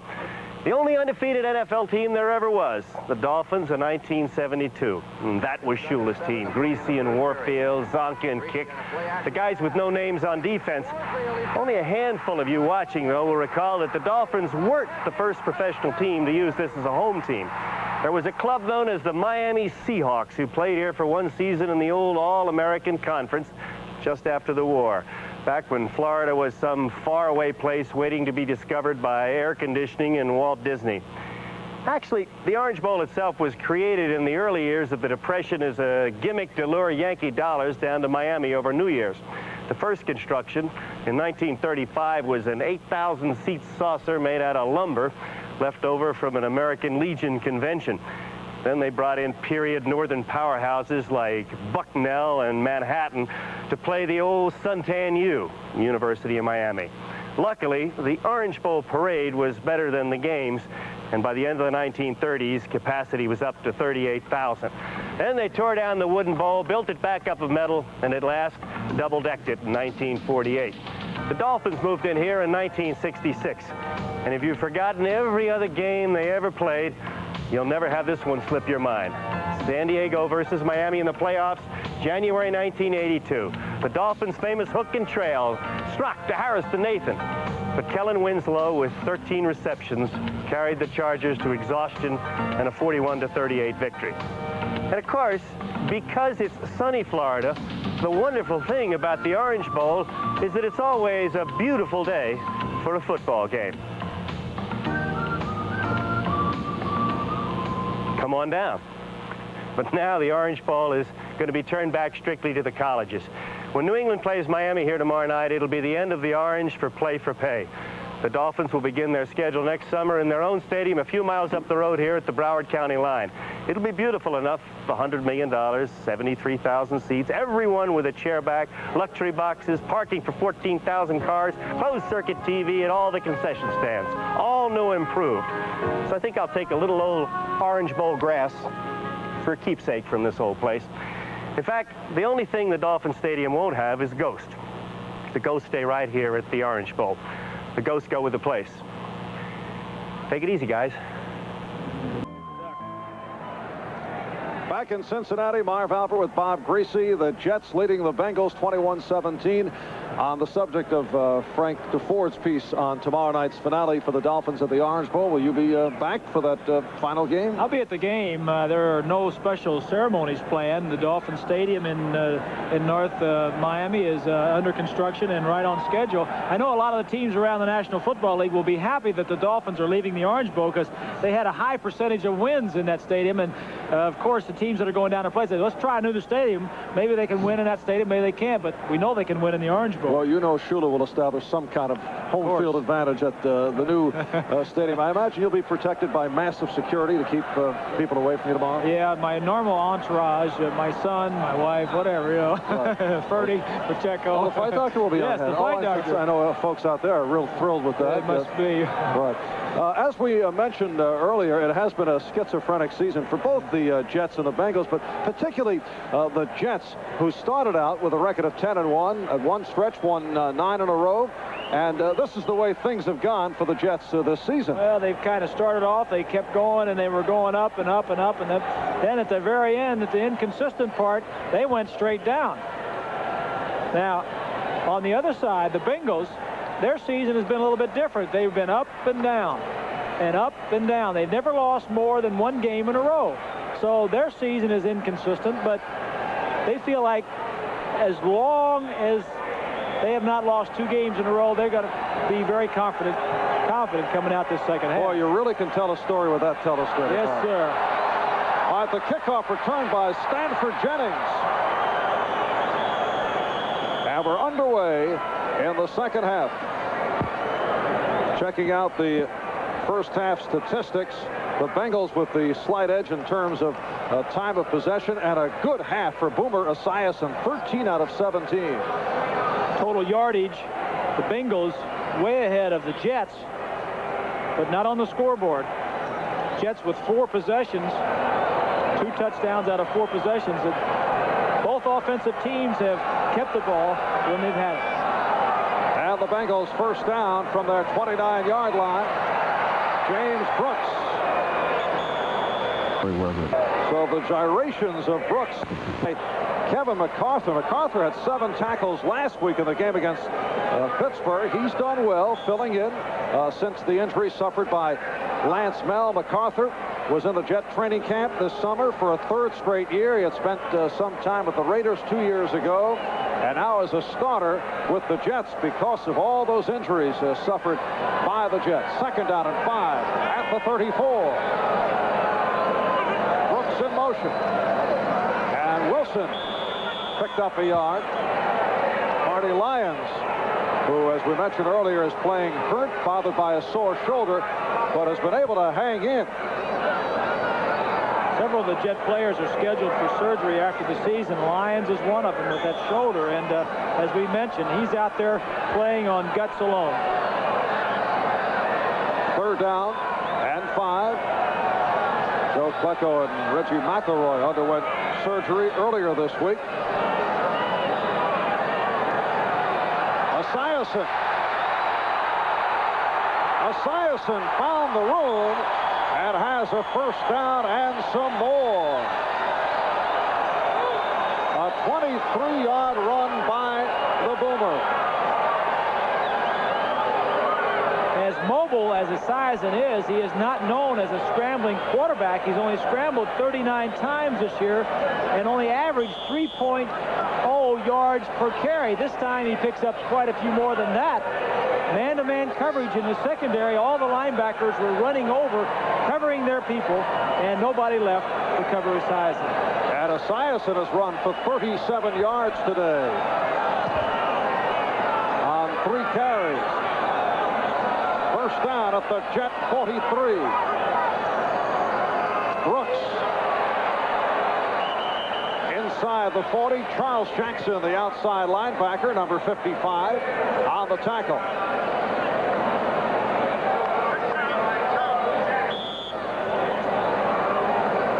A win for the Jets today would give them home field advantage in the wild card playoff game next Sunday if the Patriots beat Miami tomorrow night. And if New England loses, the Jets win the division whether they win or lose today. And of course, from the Jet point of view, they would want the victory. You don't want to go into the playoffs losers of 5 in a row. 2nd and 6. Wilson to the 45-yard line. It'll set up a 3rd down and 2. Jets go into the playoffs, Marv, if they lose this game, losing 5 in a row. I don't think there's anybody that's going to give them much of a chance of going any further than the first game into the playoffs. They need to get some confidence, and they need some respect coming out of this game here today. And Cincinnati is a tough football team to beat in this ballpark. They are playing well. They're not playing like they did last week against Cleveland. Their offense is moving, and they'll be a tough team to beat. The Bengals, as you saw, have been very proficient in 3rd down situations, in contrast to last week against the Cleveland Browns. But no proficiency here as Lester Lyles stops Larry Kinnebrew. Last week it was just about in this area of the field that Sam White went for it on 4th down. Now it's too far for Breach to kick for the field goal. And if you punt the ball and you punt it into the end zone, you're only going to gain close to 13, 14 yards down to the 20-yard line. Let's take another look as the big Kinnebrew is stopped. And 3 Jets hang on. And Lester Lyles, a big, strong safety at 6'3", 218, stopping Larry Kinnebrew. And it's a 4th down and 1. 3.5 minutes in, 3rd quarter, play action, and Esiason in trouble. He was holding. Able to complete to the tight end, Holman, for the touchdown.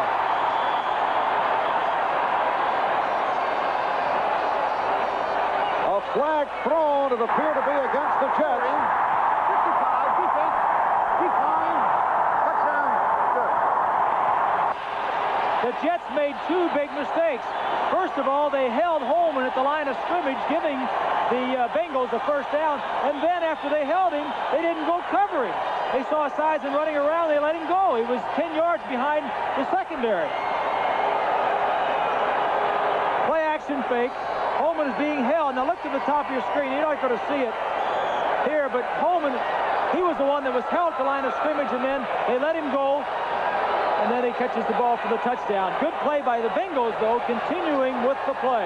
You're right, the Jets froze a bad play. Charles Jackson was the man called on the hold. And here is Breach attempting the point after.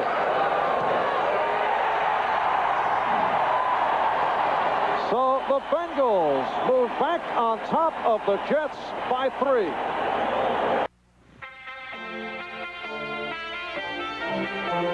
Today's game is brought to you by BMW, the ultimate driving machine. To arrange a thorough test drive, phone your nearest BMW dealer. By Nikon, we take the world's greatest pictures. And by AT&T, the right choice. On a 24-degree crisp day at Riverfront in Cincinnati with Bob Griese, I'm Marv Albert. Head coach Sam Weiss checking the field out. Each of the last 5 possessions have resulted in scores by either the Jets or Cincinnati. Let's see what happens here as Bobby Humphrey returns. Good coverage by by the Bengals.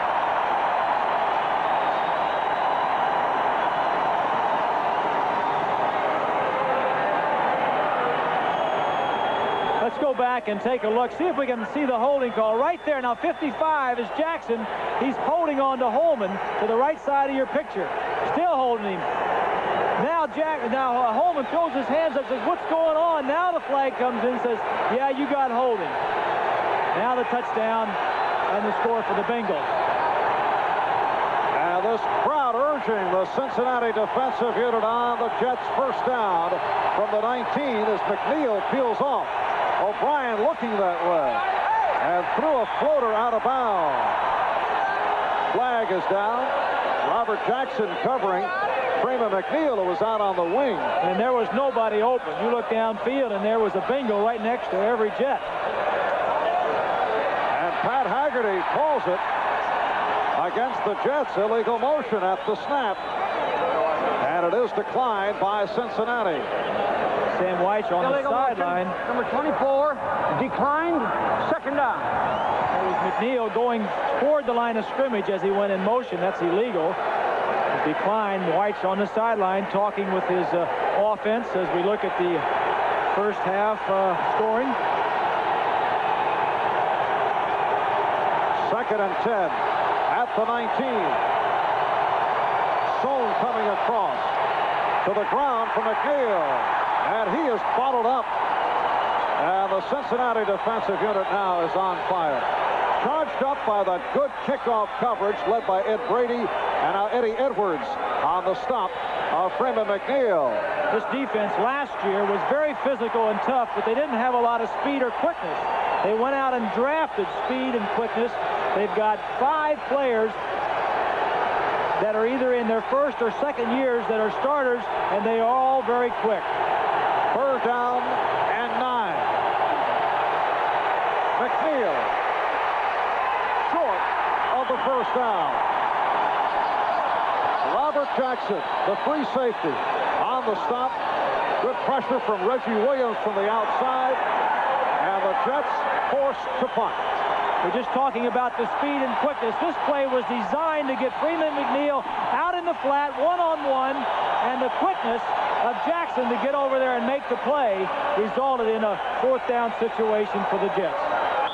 Dave Jennings will punt for the second time today. He's standing at his 11.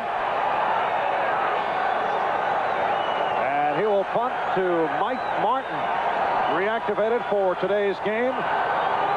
Bengals have had all kinds of problems with the punt return situation. Ray Horton in the middle of those difficulties last couple of weeks, and Martin is hit immediately. A big hit by Marion Barber, 37-yard punt, and Marion Barber downfield in a hurry. Martin, as you said, just activated this week, wanted to get back into some action, and he certainly did. We'll be right back. As you can see, that Cincinnati high-power offense is very much at work here in this third quarter. The Jets knew coming in that they like to control the ball to keep it away from Esiason in that offense. It's been a Jekyll and Hyde type of thing, and last week they were off. This week they certainly are on their game. And Esiason is 14 for 18, 205 yards on first down, able to complete the tight end Caddis.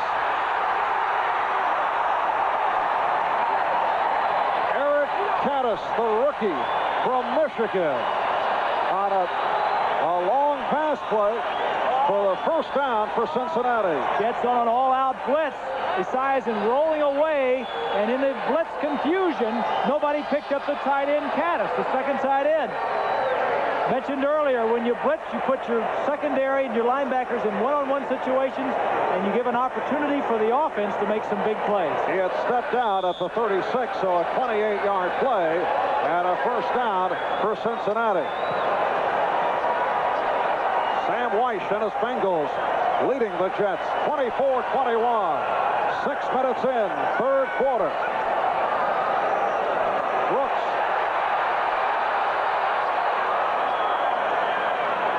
Run out by the free safety, Harry Hamilton.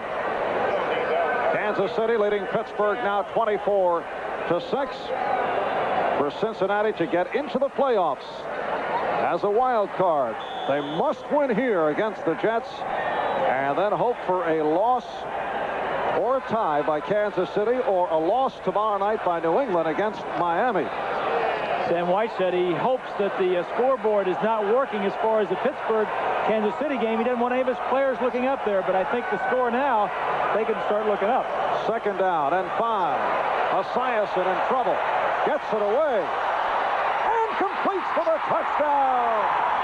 Eddie Brown on the score, but a penalty marker is down. Jerry Holmes says it's going to be on the offense, but let's get the call. Offensive pass interference, number 81. And it was Brown pushing off, so they'll bring it back.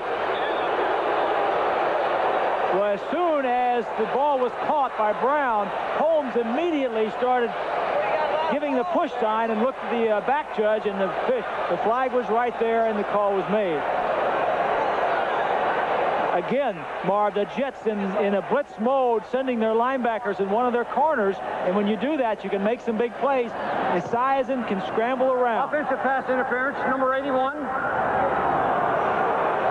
He gives them the time to run away from the blitz and allows his two receivers, big play receivers, to get open downfield. Getting back to that wild card situation, it could turn out the wild card game would match the same two clubs back here. Next Sunday, the Jets and the Bengals here in Cincinnati. 2nd down and 16. That is Brooks in motion. And Esiason goes deep for Collinsworth. Touchdown.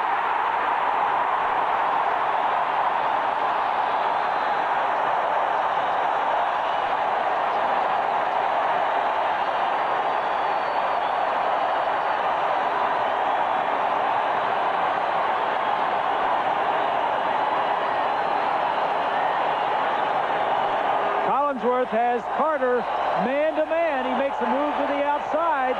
There's no help in the middle of the field. Esiason throws it deep and far away from Carter. And that's what we're talking about. When you blitz, sometimes you get burned with a big play. A 42-yard pass play, and Collinsworth with his 9th touchdown reception of the season. Here is Breach with Kreider to put it down. 3 plays, 64 yards. The Bengals lead the Jets by 10. In Pittsburgh, just under 6 minutes to go in the 3rd quarter, and now Kansas City in front 24-13. Quarterback Mark Malone just ran one in from 9 yards away. And here at Riverfront in Cincinnati, the Bengals lead the Jets 31-21, and the Bengals on fire. With 8:40 left in the 3rd. The kickoff by Breach. Humphrey to the 20. Did not get out of the crowd as he moved to the 25-yard line. And the Bengals are all sparked up. Let's go back to the touchdown, Marv. Here is the safety, Hamilton. He's going to come out of the middle of the field because of a blitz. The wide receiver is going to go down the field in the bottom of your screen. Now watch Hamilton come out. Collinsworth at the bottom is going to go down to the middle of the field, the place that was vacated because Hamilton had to come up because of the blitz situation. Big play for the Bengals. Jets 1st down from the 26. Tunis to the left side. And it's McNeil out to the 30.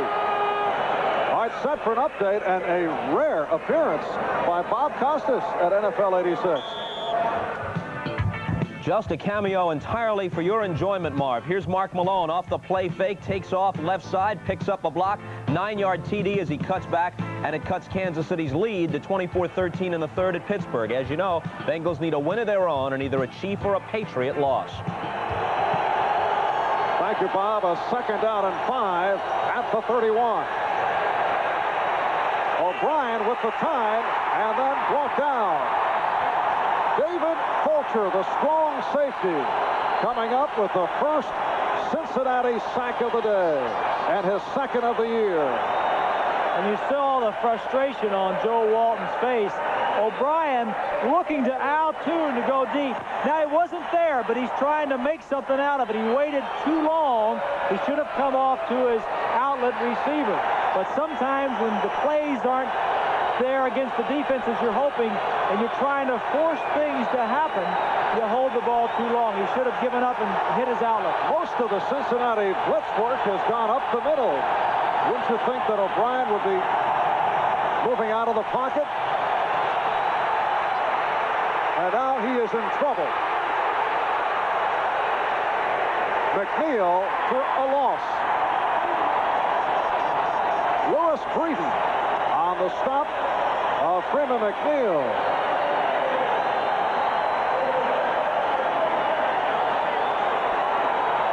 Let's look at Al-Toon, one of the receivers that he was looking downfield for. He gets jammed at the line of scrimmage. Now, you can't go out of bounds. He's done for the play. Phillips did a nice job of pushing him out of bounds, and if there's one word to describe the Jets right now, Marv, it's frustrated. You could see it on Walton's face. You could see it on O'Brien's face. They needed to make some big plays. They're all pressing to make one big play to get them back in the game. How about another word, rattled? Battered and bruised. How about those two? All right, Jennings punting for the third time. And here's Mike Martin. A 40-yard line drive by Jennings. And Cincinnati will take over with 6:20 to go. Third quarter. All right, if Cincinnati holds on and wins here today, and if Kansas City holds on and beats Pittsburgh, it comes down from the Cincinnati point of view to tomorrow night, and they would need a loss by New England against Miami. The Dolphins have beaten New England in the Orange Bowl 17 of the last 18 times.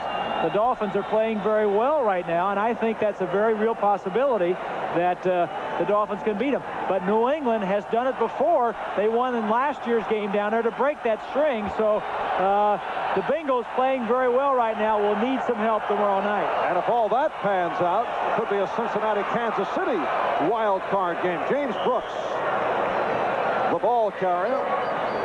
On the first down play, Tom Baldwin, the nose tackle, making the stop.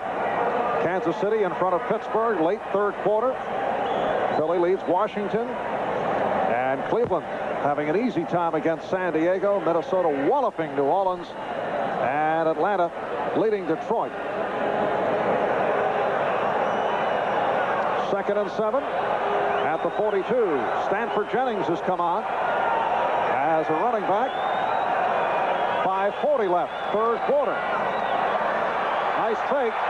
And Esiason, who took a hit, goes incomplete. The intended receiver, the tight end Eric Caddis.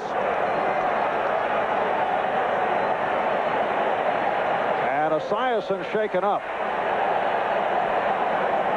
Boomer Esiason emerging last year after spending his rookie season learning the trade. Last year finished second of the AFC behind Ken O'Brien, completing 58% of his passes. And having an excellent day today. 16 of 21, 275 yards. And as you can see, O'Brien struggling once again. Only 84 yards through the air. Third down and 7. And the Bengals have done it in third down situations today. You can see the Jets up there, Esiason checking off. Now watch and see if the men behind the line come or if they drop off. No blitz. And Esiason runs for the first down. Once again, demonstrating the mobility. He has run very well. Esiason was fooled at the line of scrimmage. He had checked off expecting a blitz. He called something, a quick slant pattern probably. It was not there, but he has the ability to get outside and pick up the first down on his own. And a lopsided edge for the Bengals over the Jets in the second half. Boomer Esiason, Cincinnati's leading rusher thus far this afternoon. Carried 4 times for 45 yards. First down, midfield. 5.5 to go, third quarter. Esiason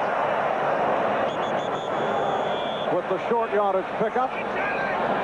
You know, Marv, we're talking about the Bengals and the Jets and Kansas City about getting into the playoffs. I'm sure there's a group of New England Patriots watching this game also very anxiously. What they needed, obviously, they want to win the ball game tomorrow night in Miami, and if they do, they win the division. If they lose, however, they needed a loss by a couple of these teams, and all the teams they needed to lose are winning.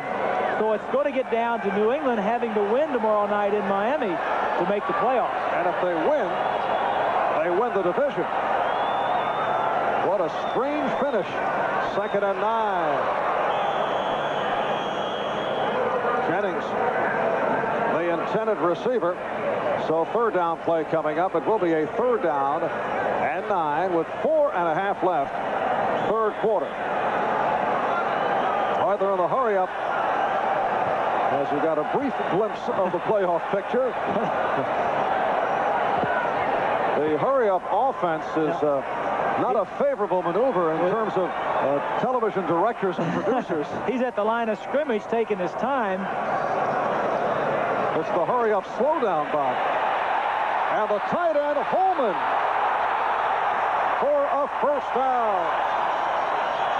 What that does, Marv, you can see he was taking his time once he lined up at the line of scrimmage. When he gets up there, it prevents the Jets from substituting because he could go at any time. Now, once you get at the line of scrimmage, you can take your time, call your play. That's exactly what he did. He looked over the defense, took his time, and then hit Holman on a little release or an outlet pattern. It's a big play. The Bengal offense very impressive here in the 2nd half. 27-yard pass play. Rodney Holman having a terrific day. 5-year man from Tulane. Tulane University's all-time leading receiver. 1st down at the Jet 22. The Bengals lead it 31-21. Play action again. Incomplete. Intended for Chris Collinsworth. The coverage by the free safety, Harry Hamilton. Now, if there's no hurry-up offense here, let's scan the playoff picture. If Cincinnati wins, they're 10-6, and New England would be 10-6 if they lost. Seattle is 10-6, and Kansas City would be 10-6, and New England has already lost to Cincinnati and to Seattle. So they'll need to win tomorrow night. 2nd and 10. Esiason for Collinsworth and a 1st down. Hamilton on the tackle. And Boomer Esiason getting the time throughout the afternoon. Well, you're looking at 2 different offenses and 2 different quarterbacks. One's on a roll, and the other one has had his roll, and he's struggling. And you ask, when things are going well, what's going right for you? And when things are not going well for you, what can you do? Well, if you could bottle it when you're going well, if you could just bottle that stuff so that when things aren't going well, you could shake it all over your offense or your defensive players. But it doesn't work that way. Esiason is on a roll. And a 1st and goal from the 10. Esiason completing. Kennebrew.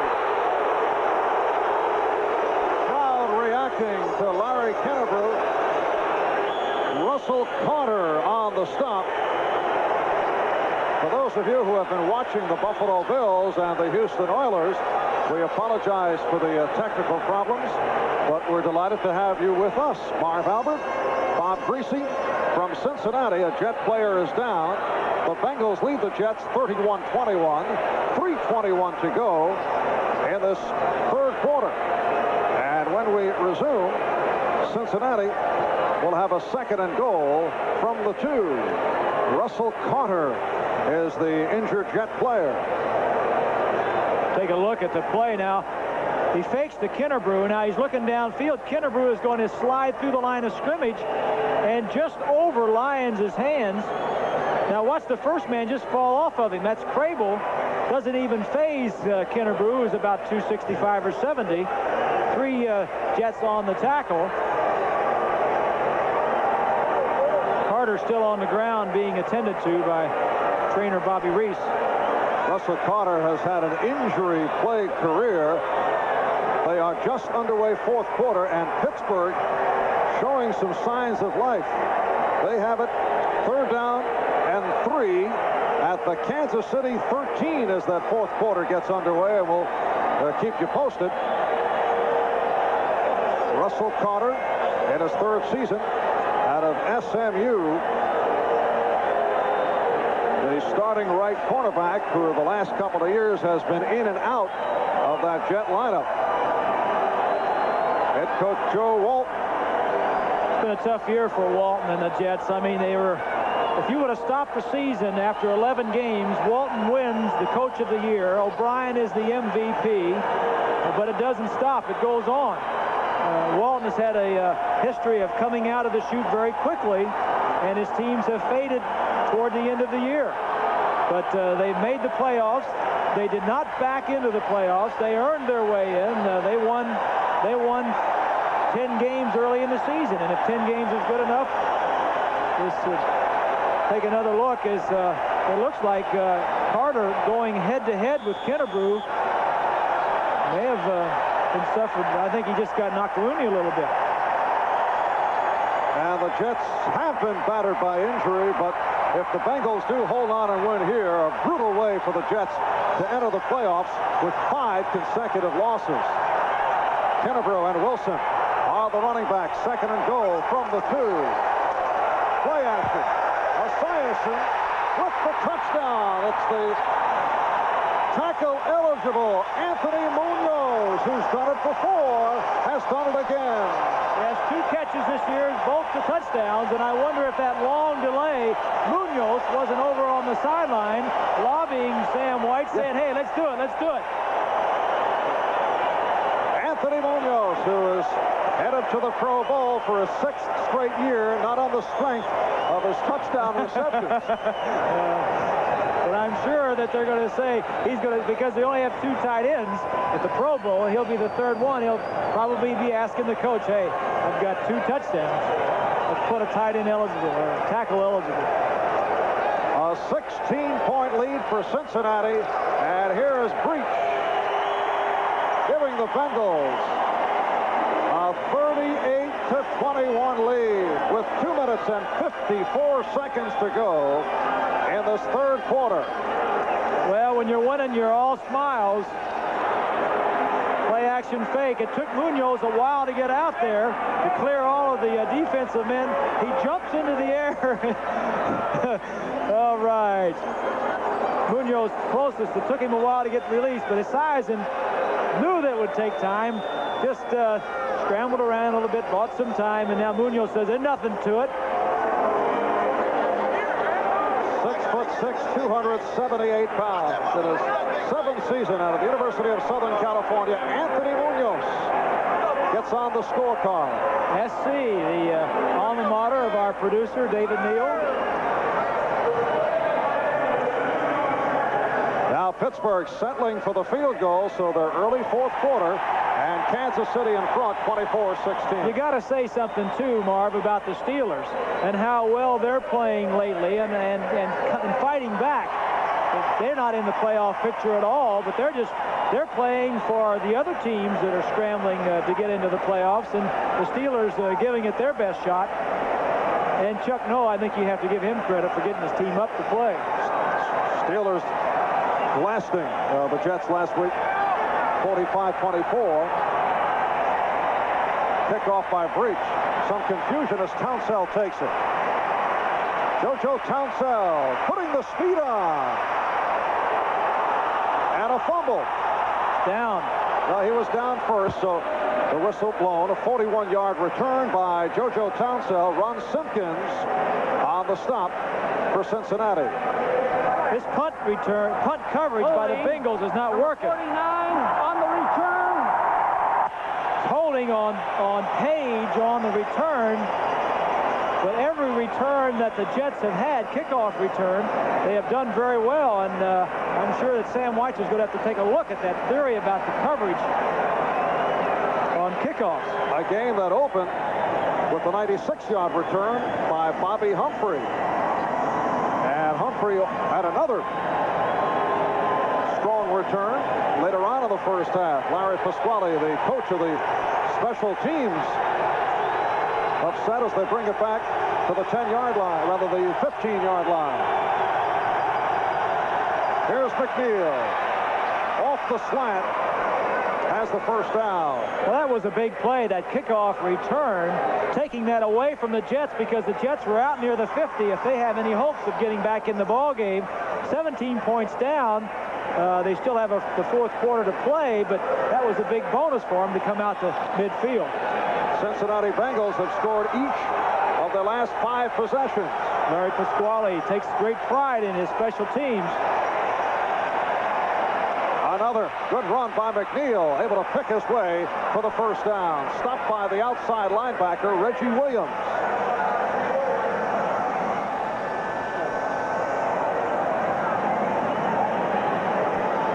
Take another look at the play as Banker is pulling to the right.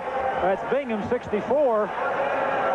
McNeil just seems to be taking the attitude, I'm going to do it myself. I'm going to run through tackles. I think the entire offense, the whole attitude of the Jets now as they look down the barrel behind 17 points is, let's go out and just do it.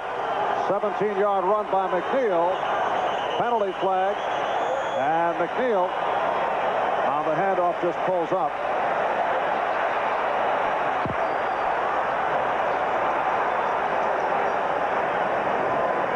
Mickey Schuler had some words. One of the Bengals. Ball start. Number 64, offense. Guy Bingham, the left guard. Joe Fields was not supposed to play because of a back injury, but he has been in there right throughout.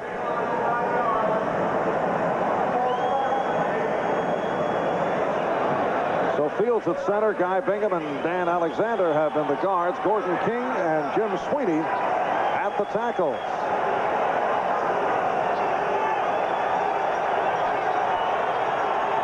The Jets now first down and 15 from their 39 with 1:10 left.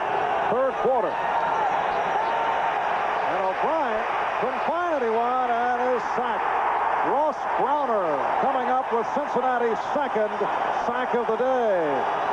Good pressure from Reggie Williams, but Browner making it 6.5 sacks on the season. Good pressure up front, but the coverage was there downfield. It's a trap pass, play action fake. Now, the coverage is there.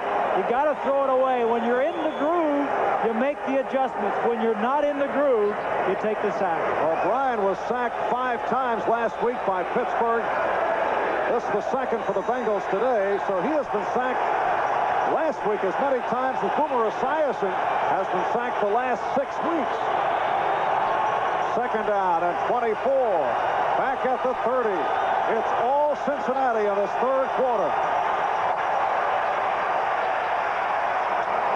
And a big hit on Al Toon, who had his helmet unleashed by David Fulcher. We talked about it early on being a physical game. The Bengals were out hit last week. They wanted to come out and make sure they did all the hitting this week. They wanted to be an angry team. And right there is a good example of it. That right there will get you fired up. We see another look. Not much Toon could do about that, but the offense on the sideline, the special team, the other defensive players will get fired up just from that one play. And time has run out at the end of 3. The Bengals 38, the Jets 21. We'll be back after these words from your local station. Back in Cincinnati, fourth quarter getting underway. Marv Albert with Bob Griese. The Bengals outscoring the Jets 21-0 in the third to take a 38-21 lead. And the Jets 3rd and 19 from their 35. O'Brien going deep, and it is intercepted. Lewis Breeden. Lewis Breeden with his 6th interception of the season. And the Bengals take over.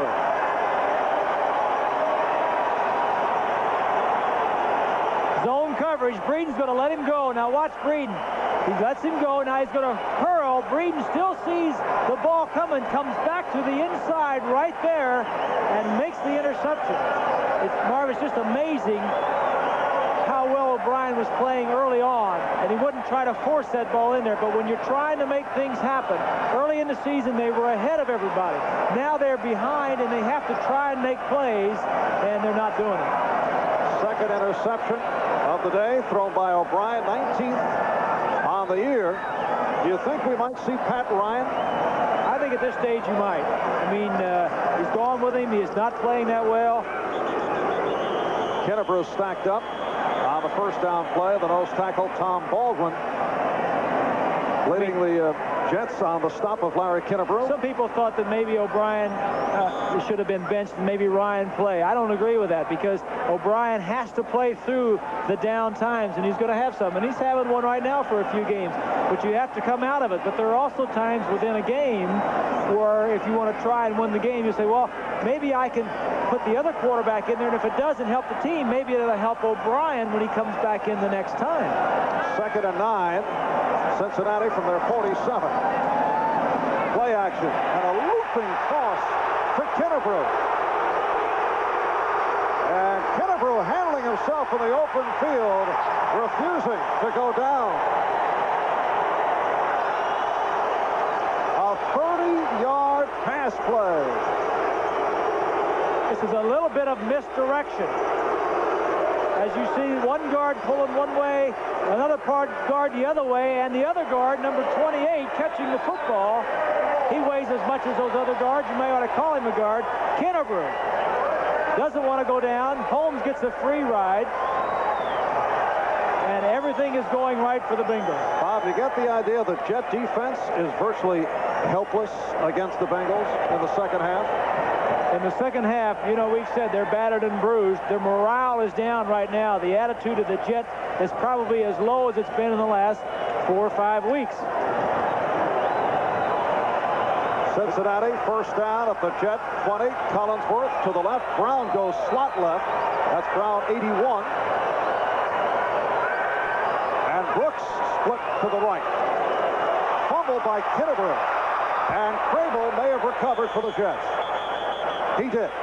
So Bob Crable on the recovery, and the Jets take over. The second turnover in today's game for the Cincinnati native, Bob Crable. As you take another look, Kennebrew has been in the doghouse because of weight and fumbles, and right there, he may be back in the doghouse. Bob Crable played his high school ball at Moeller High here in Cincinnati, coming up with the fumble.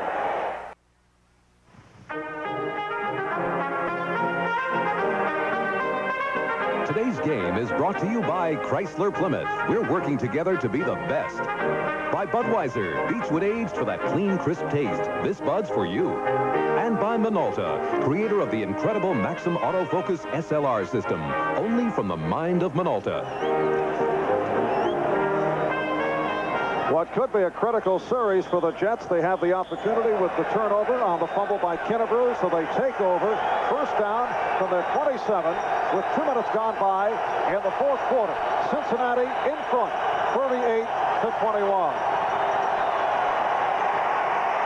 O'Brien could not find anyone and threw it away. Schuler, the intended receiver.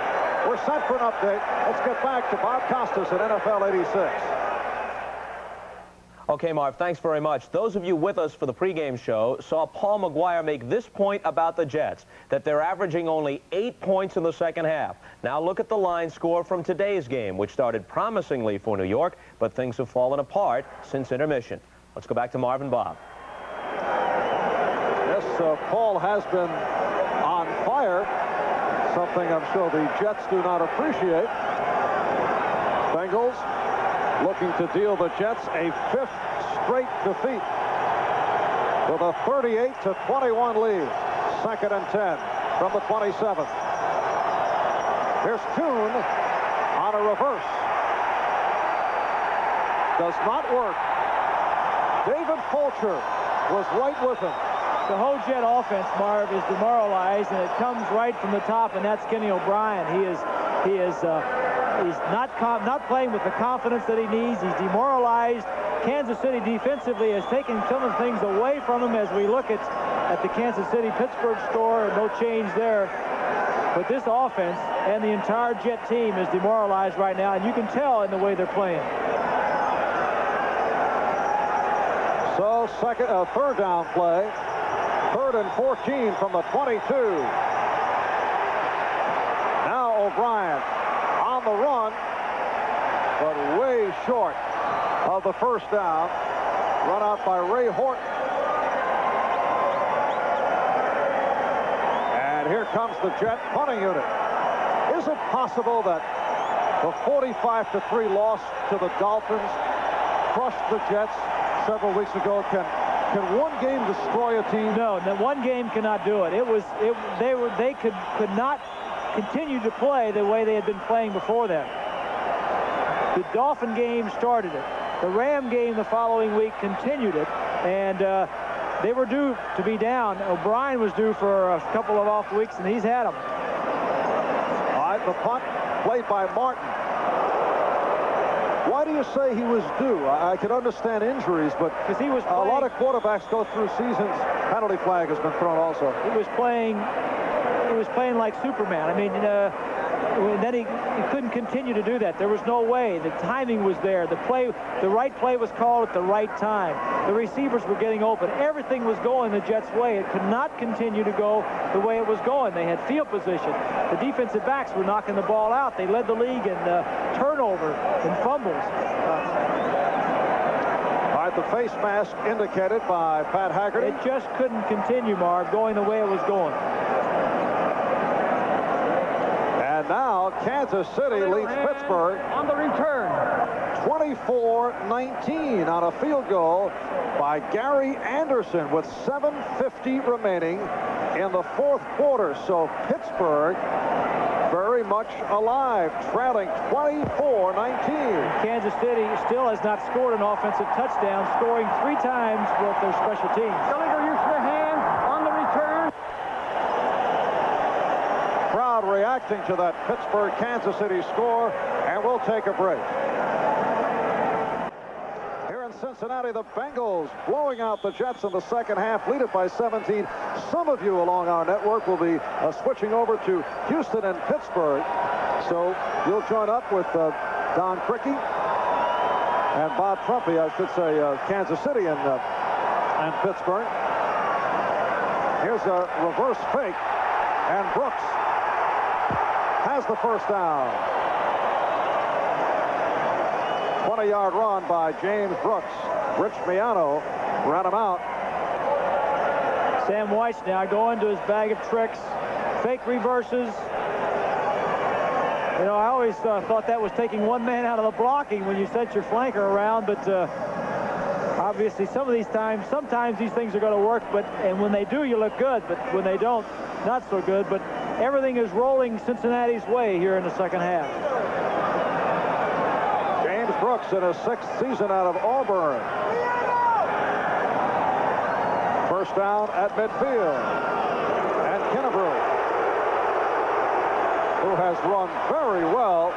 He did fumble in his last carry, but Sam Weiss staying with him, and Kennebrew's had a good day. Rich Miano on the stop. That's the KC-Pittsburgh situation in the 4th quarter. Cleveland going into the playoffs with a head of steam, huh? Home field advantage throughout.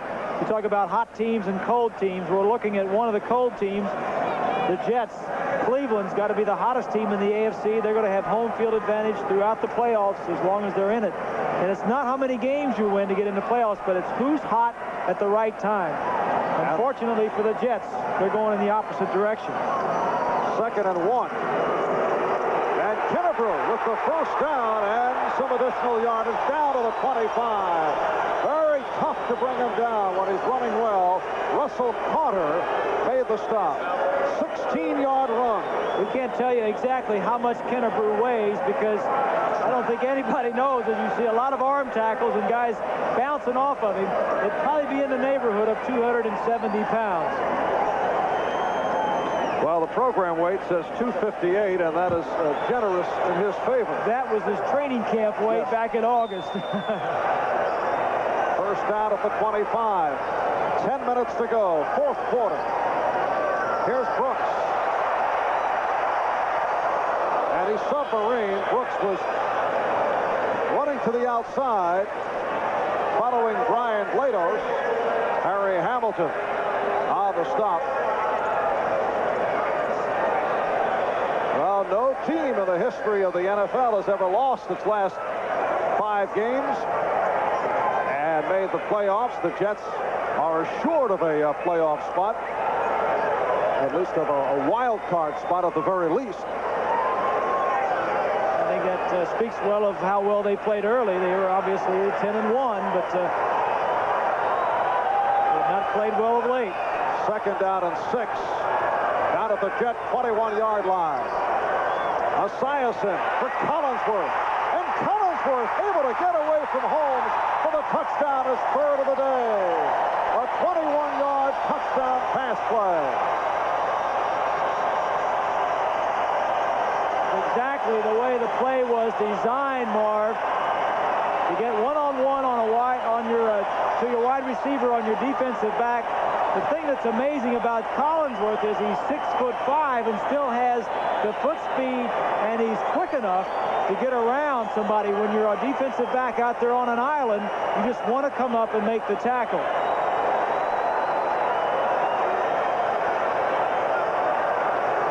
Steve Kreider will put it down for Jim Breach.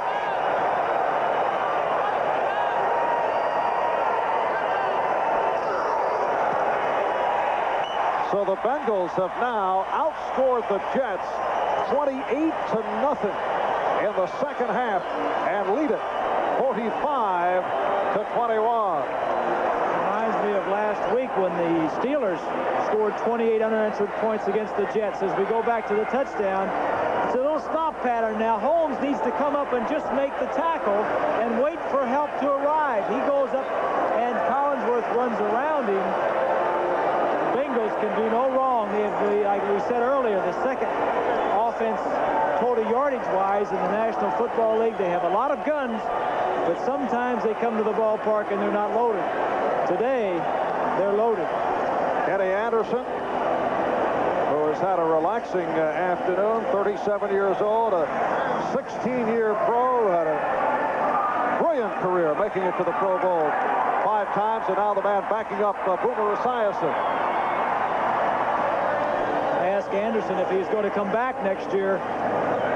Play says, well, he's Players Association's going for a new contract. He says, I don't know, the benefits may increase some. I better come back just to check those out. So, and here's a new twist. Jeff Hayes will kick it off rather than Jim Breach. And we're told Pittsburgh in possession on its own 30 with about 6 minutes remaining in the fourth quarter. So here's the kickoff by Hayes, who did occasionally kick off with the Washington Redskins. Bobby Humphrey on the return.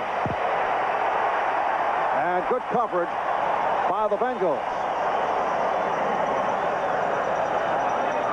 Down to 9 minutes left, fourth quarter. And Cincinnati leading it 45-21. That Cincinnati coverage on the kickoff return led by Leon White. A couple of records to pass on as Pat Ryan checks in, replacing Ken O'Brien. Boomer Esiason. Check that. No, O'Brien remains. Still in, yeah. Was the indication that Ryan was coming on, but O'Brien does remain for this first down at the 21. And here's McNeil. Boomer Esiason, by throwing 5 touchdowns, has set a Cincinnati team record. And Chris Collinsworth, in catching that last TD, his third of the day, makes it 35 over his career. So that puts him in a second place tie in the Cincinnati record book with a fellow by the name of Bob Trumpy. Right, yeah. Well, Collinsworth had problems last week against the small, aggressive, man-to-man bump-and-run style defense of the Cincinnati, of the Cleveland Browns. Only catching 1 pass, but against the Jets, has a little bit more freedom to move around. Doing very well. All right, Tony Page with the short yardage. It's a 3rd down and 2 at the 30. 8 minutes to go in this 4th quarter.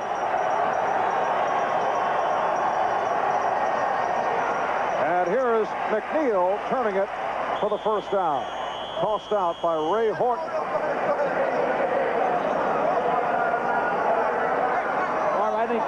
I think this would be a good time. I think this would be a good time for Ryan, for Walton to go with Ryan, to give Ryan a little experience, get O'Brien out of the game, maybe create some positive offense on the part of the New York Jets. And it's a 1st down at the 34-yard line. Play action. And O'Brien throws it away. And let's see if they'll get a call here. No Jet receiver in sight. Good rush by Eddie Edwards. All right, Pittsburgh now with a 3rd down and 8 from their 40. For those of you particularly here in Cincinnati who are interested in the progress of the Kansas City-Pittsburgh game, we'll keep you posted on a play-by-play basis. If Cincinnati is to make it to the playoffs as a wild card, they must win today and then hope for a loss or a tie by Kansas City or a loss tomorrow night by New England. We'll be right back. Pittsburgh at the Kansas City 39, 2nd and 2 as we keep you posted on Kansas City and Pittsburgh. 2nd and 10 for O'Brien, and Schuler with the 1st down. He was surprised that there was no one around him. He looked to lateral. Looking lateral to Page. He was wanting to lateral a couple of times. Lewis Phillips on the stop. Final score, Atlanta over Detroit, 20-6. Jets have a 1st down, 7.5 to go in this 4th quarter, and a 45-21 Bengal lead.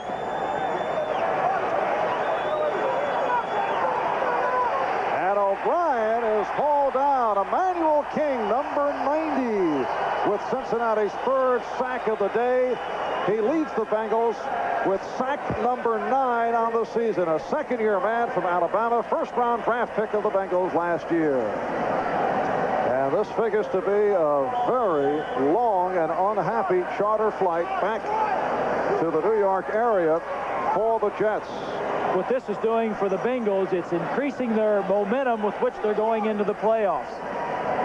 The Jets are going just the opposite. They're going in the direct opposite direction that they need to be going to be playing in the playoffs next week, and they could be the AFC East champions if New England gets beat tomorrow night. And it's incomplete. Brendan McNeil not able to come up with it. That pass was thrown a little low. And we're told that Kansas City was just hit with a pass interference call. So Pittsburgh has a 1st down at the Kansas City 20. I tell you, this is a first for me. I've never done play-by-play without seeing the game. Well, I'm enjoying it. I'm thinking, okay, who's the quarterback now for Pittsburgh? Malone. He's back to pass. 3rd down, 16. And down goes O'Brien again. And Barney Bussey, the rookie from South Carolina State, celebrating his safety blitz. With the frame of mind that O'Brien is in right now, by playing him any longer cannot do him any good. They need to get him out of there and get Ryan in there to try to create some positive things. Even O'Brien on the sideline and watching somebody else get their brains beat out would help him. Would you have taken him out earlier, say 3rd quarter? No, I would have taken him out a couple of series ago. You had to start him, you had to play him, he was doing fine. But things have turned around, and now it's too much like what has happened the last 4 or 5 weeks. And Dave Jennings punting from his 20. Mike Martin called the fair catch. Cincinnati ball now with 6:17 remaining. 38-yard punt. Kansas City with an interception of Malone. with just over 2 minutes remaining in the fourth quarter, and the Chiefs leading Pittsburgh 24-19. Chiefs needing the victory to clinch a playoff spot. Cincinnati first down for the 27. Bengals gunning for a record of 10-6. This is a team that has been on a roller coaster. They clobbered the Browns in Cleveland earlier. Last week they're blown out by Cleveland here in Cincinnati, a team that lost in Houston, lost to Pittsburgh, a team that beat Seattle, able to wallop New England. There's Brooks for the first down. James Brooks stopped by Troy Benson.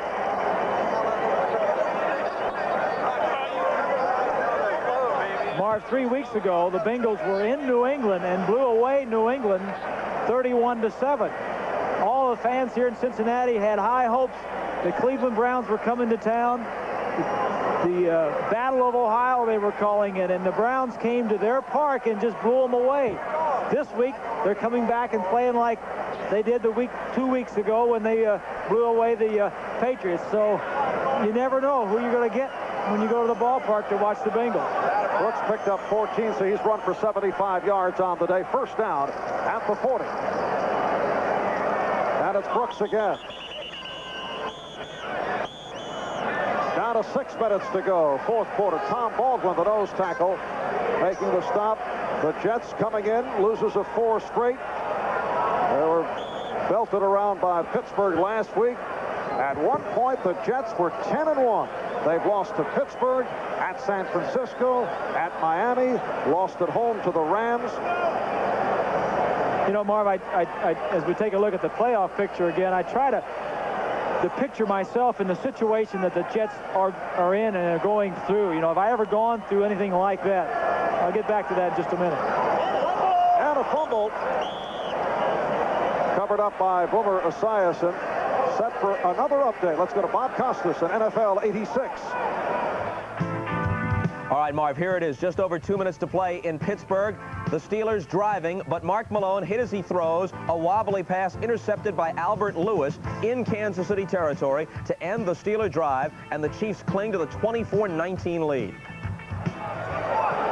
Thank you, Bob. Cincinnati third down and 6 from their 44. Clock running. Down to 5 minutes to go in this fourth quarter. 30-second clock is down to 3. And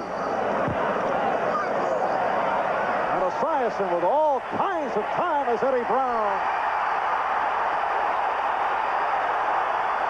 Eddie Brown with some gorgeous moves.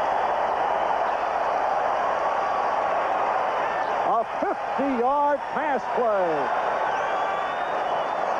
The coverage was there. Right now, he should have thrown the ball. Right now, he should have thrown the ball. He got too much time to throw. The secondary can't be blamed for that. It was a good job by that huge offensive line as we see Eddie Brown coming into the picture. Now he cuts back a couple of times. Big play for the Bengals. The offensive line, 2 Pro Bowlers this year, Montoya and Munoz going to the Pro Bowl, giving his size and all kinds of time to throw. You know, Brooks, Collinsworth, Brown get all the notoriety of Esiason, but it's that offensive line that makes it work. First and goal from the 7. And Larry Kinnebrew bowling his way through.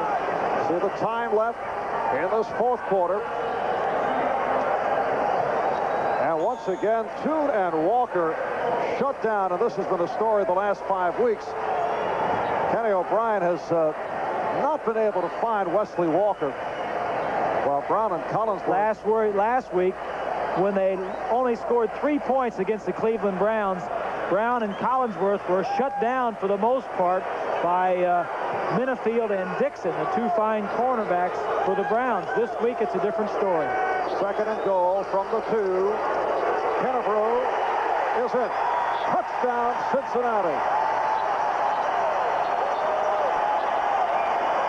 And the Bengals piling it up here against the Jets. Bud Carson on the left there talking with Joe Walton. Sam, got to be pleased with the way his team is playing today.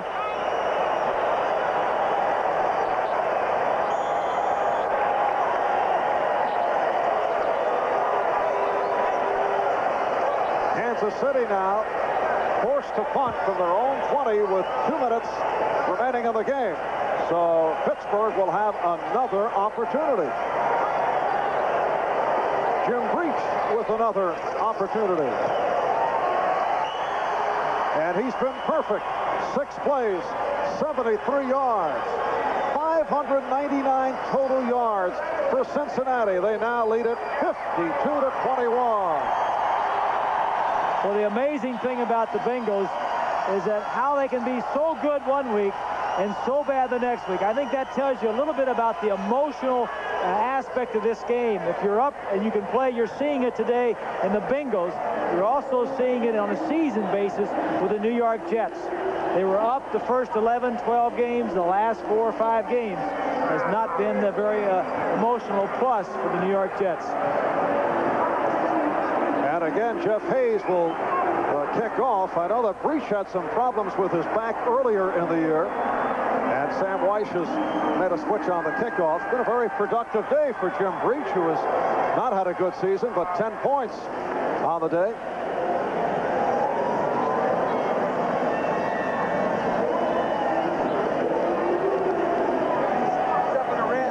Talk about the ups and downs of this NFL season.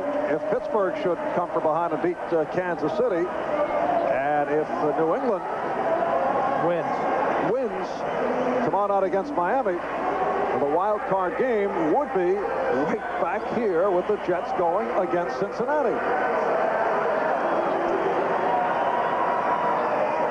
I don't think the Jets want to be anywhere next week. I think they're hoping that New England loses tomorrow night and they win the Eastern Division, and so they can have a week off. That's the only chance the Jets have in the playoffs, is if they get a week off to regroup. Bobby Humphrey stopped by Leon White. And the Jets, with 3:02 remaining in this 4th quarter, will go back to the offense.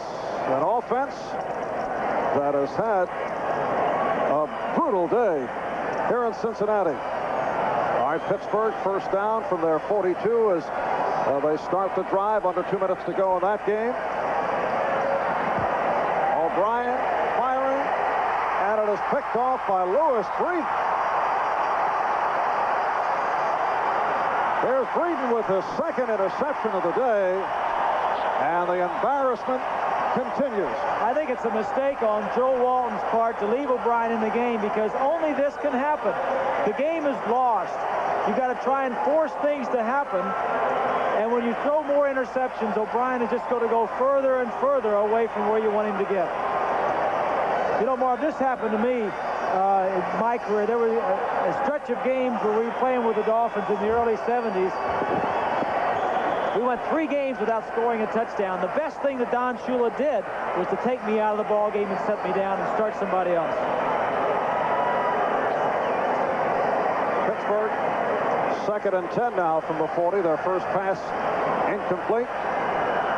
Cincinnati Bengals have set a team record with 599 total yards. Stanley Wilson on the slant with 2 minutes and 40 seconds to go in this 4th quarter.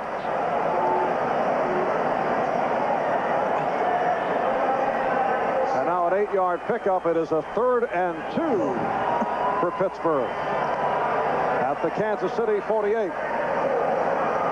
And boy, those plays are being run very fast. I'm told now an incomplete pass, so a 4th down and 2 for Pittsburgh.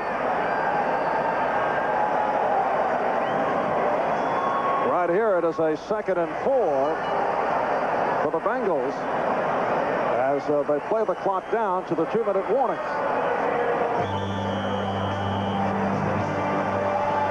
Cincinnati Bengals lead the New York Jets 52-21. And we're told Malone attempting a pass to Lips went incomplete on a 4th down play. So Kansas City takes over at the Pittsburgh 48-yard line. And now we'll look to run out the clock. And if they're able to do that, Kansas City will clinch a playoff spot. And if that is so, Cincinnati then, with the win today, must get a loss from the New England Patriots tomorrow night in Miami to make it to the playoffs. What a turnaround this year has been for Kansas City. 5-9 last year, 5th place, playing a weaker schedule because of that 5th place finish, finishing 10-6 now. Kansas City, as we've updated that graphic, and that's the way it will be. Kansas Everybody City playing 16 games except New England. gunning for their first playoff berth since 1971. Stanford Jennings on the sweep. Right at the marker. Matt Munger on the stop.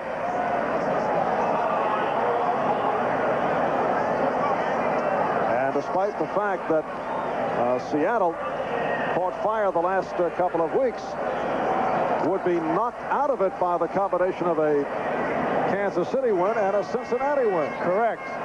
Thank you. You talk about hot football teams. Thank you. That Seattle team has been hot the last few weeks. Is this a quiz? Jennings picked up the first down. Clocked out of 1:15 left in the game. And here's Stanley Wilson. So the Jets will finish at 10-6 with 5 straight losses. Kyle Clifton on the stop. And we're under a minute to go. Kansas City gets into the playoffs, Marv. Every other team in the National Football League has been in the playoffs since Kansas City, and we're just told that the Kansas City game is over, so the Chiefs are in the playoffs.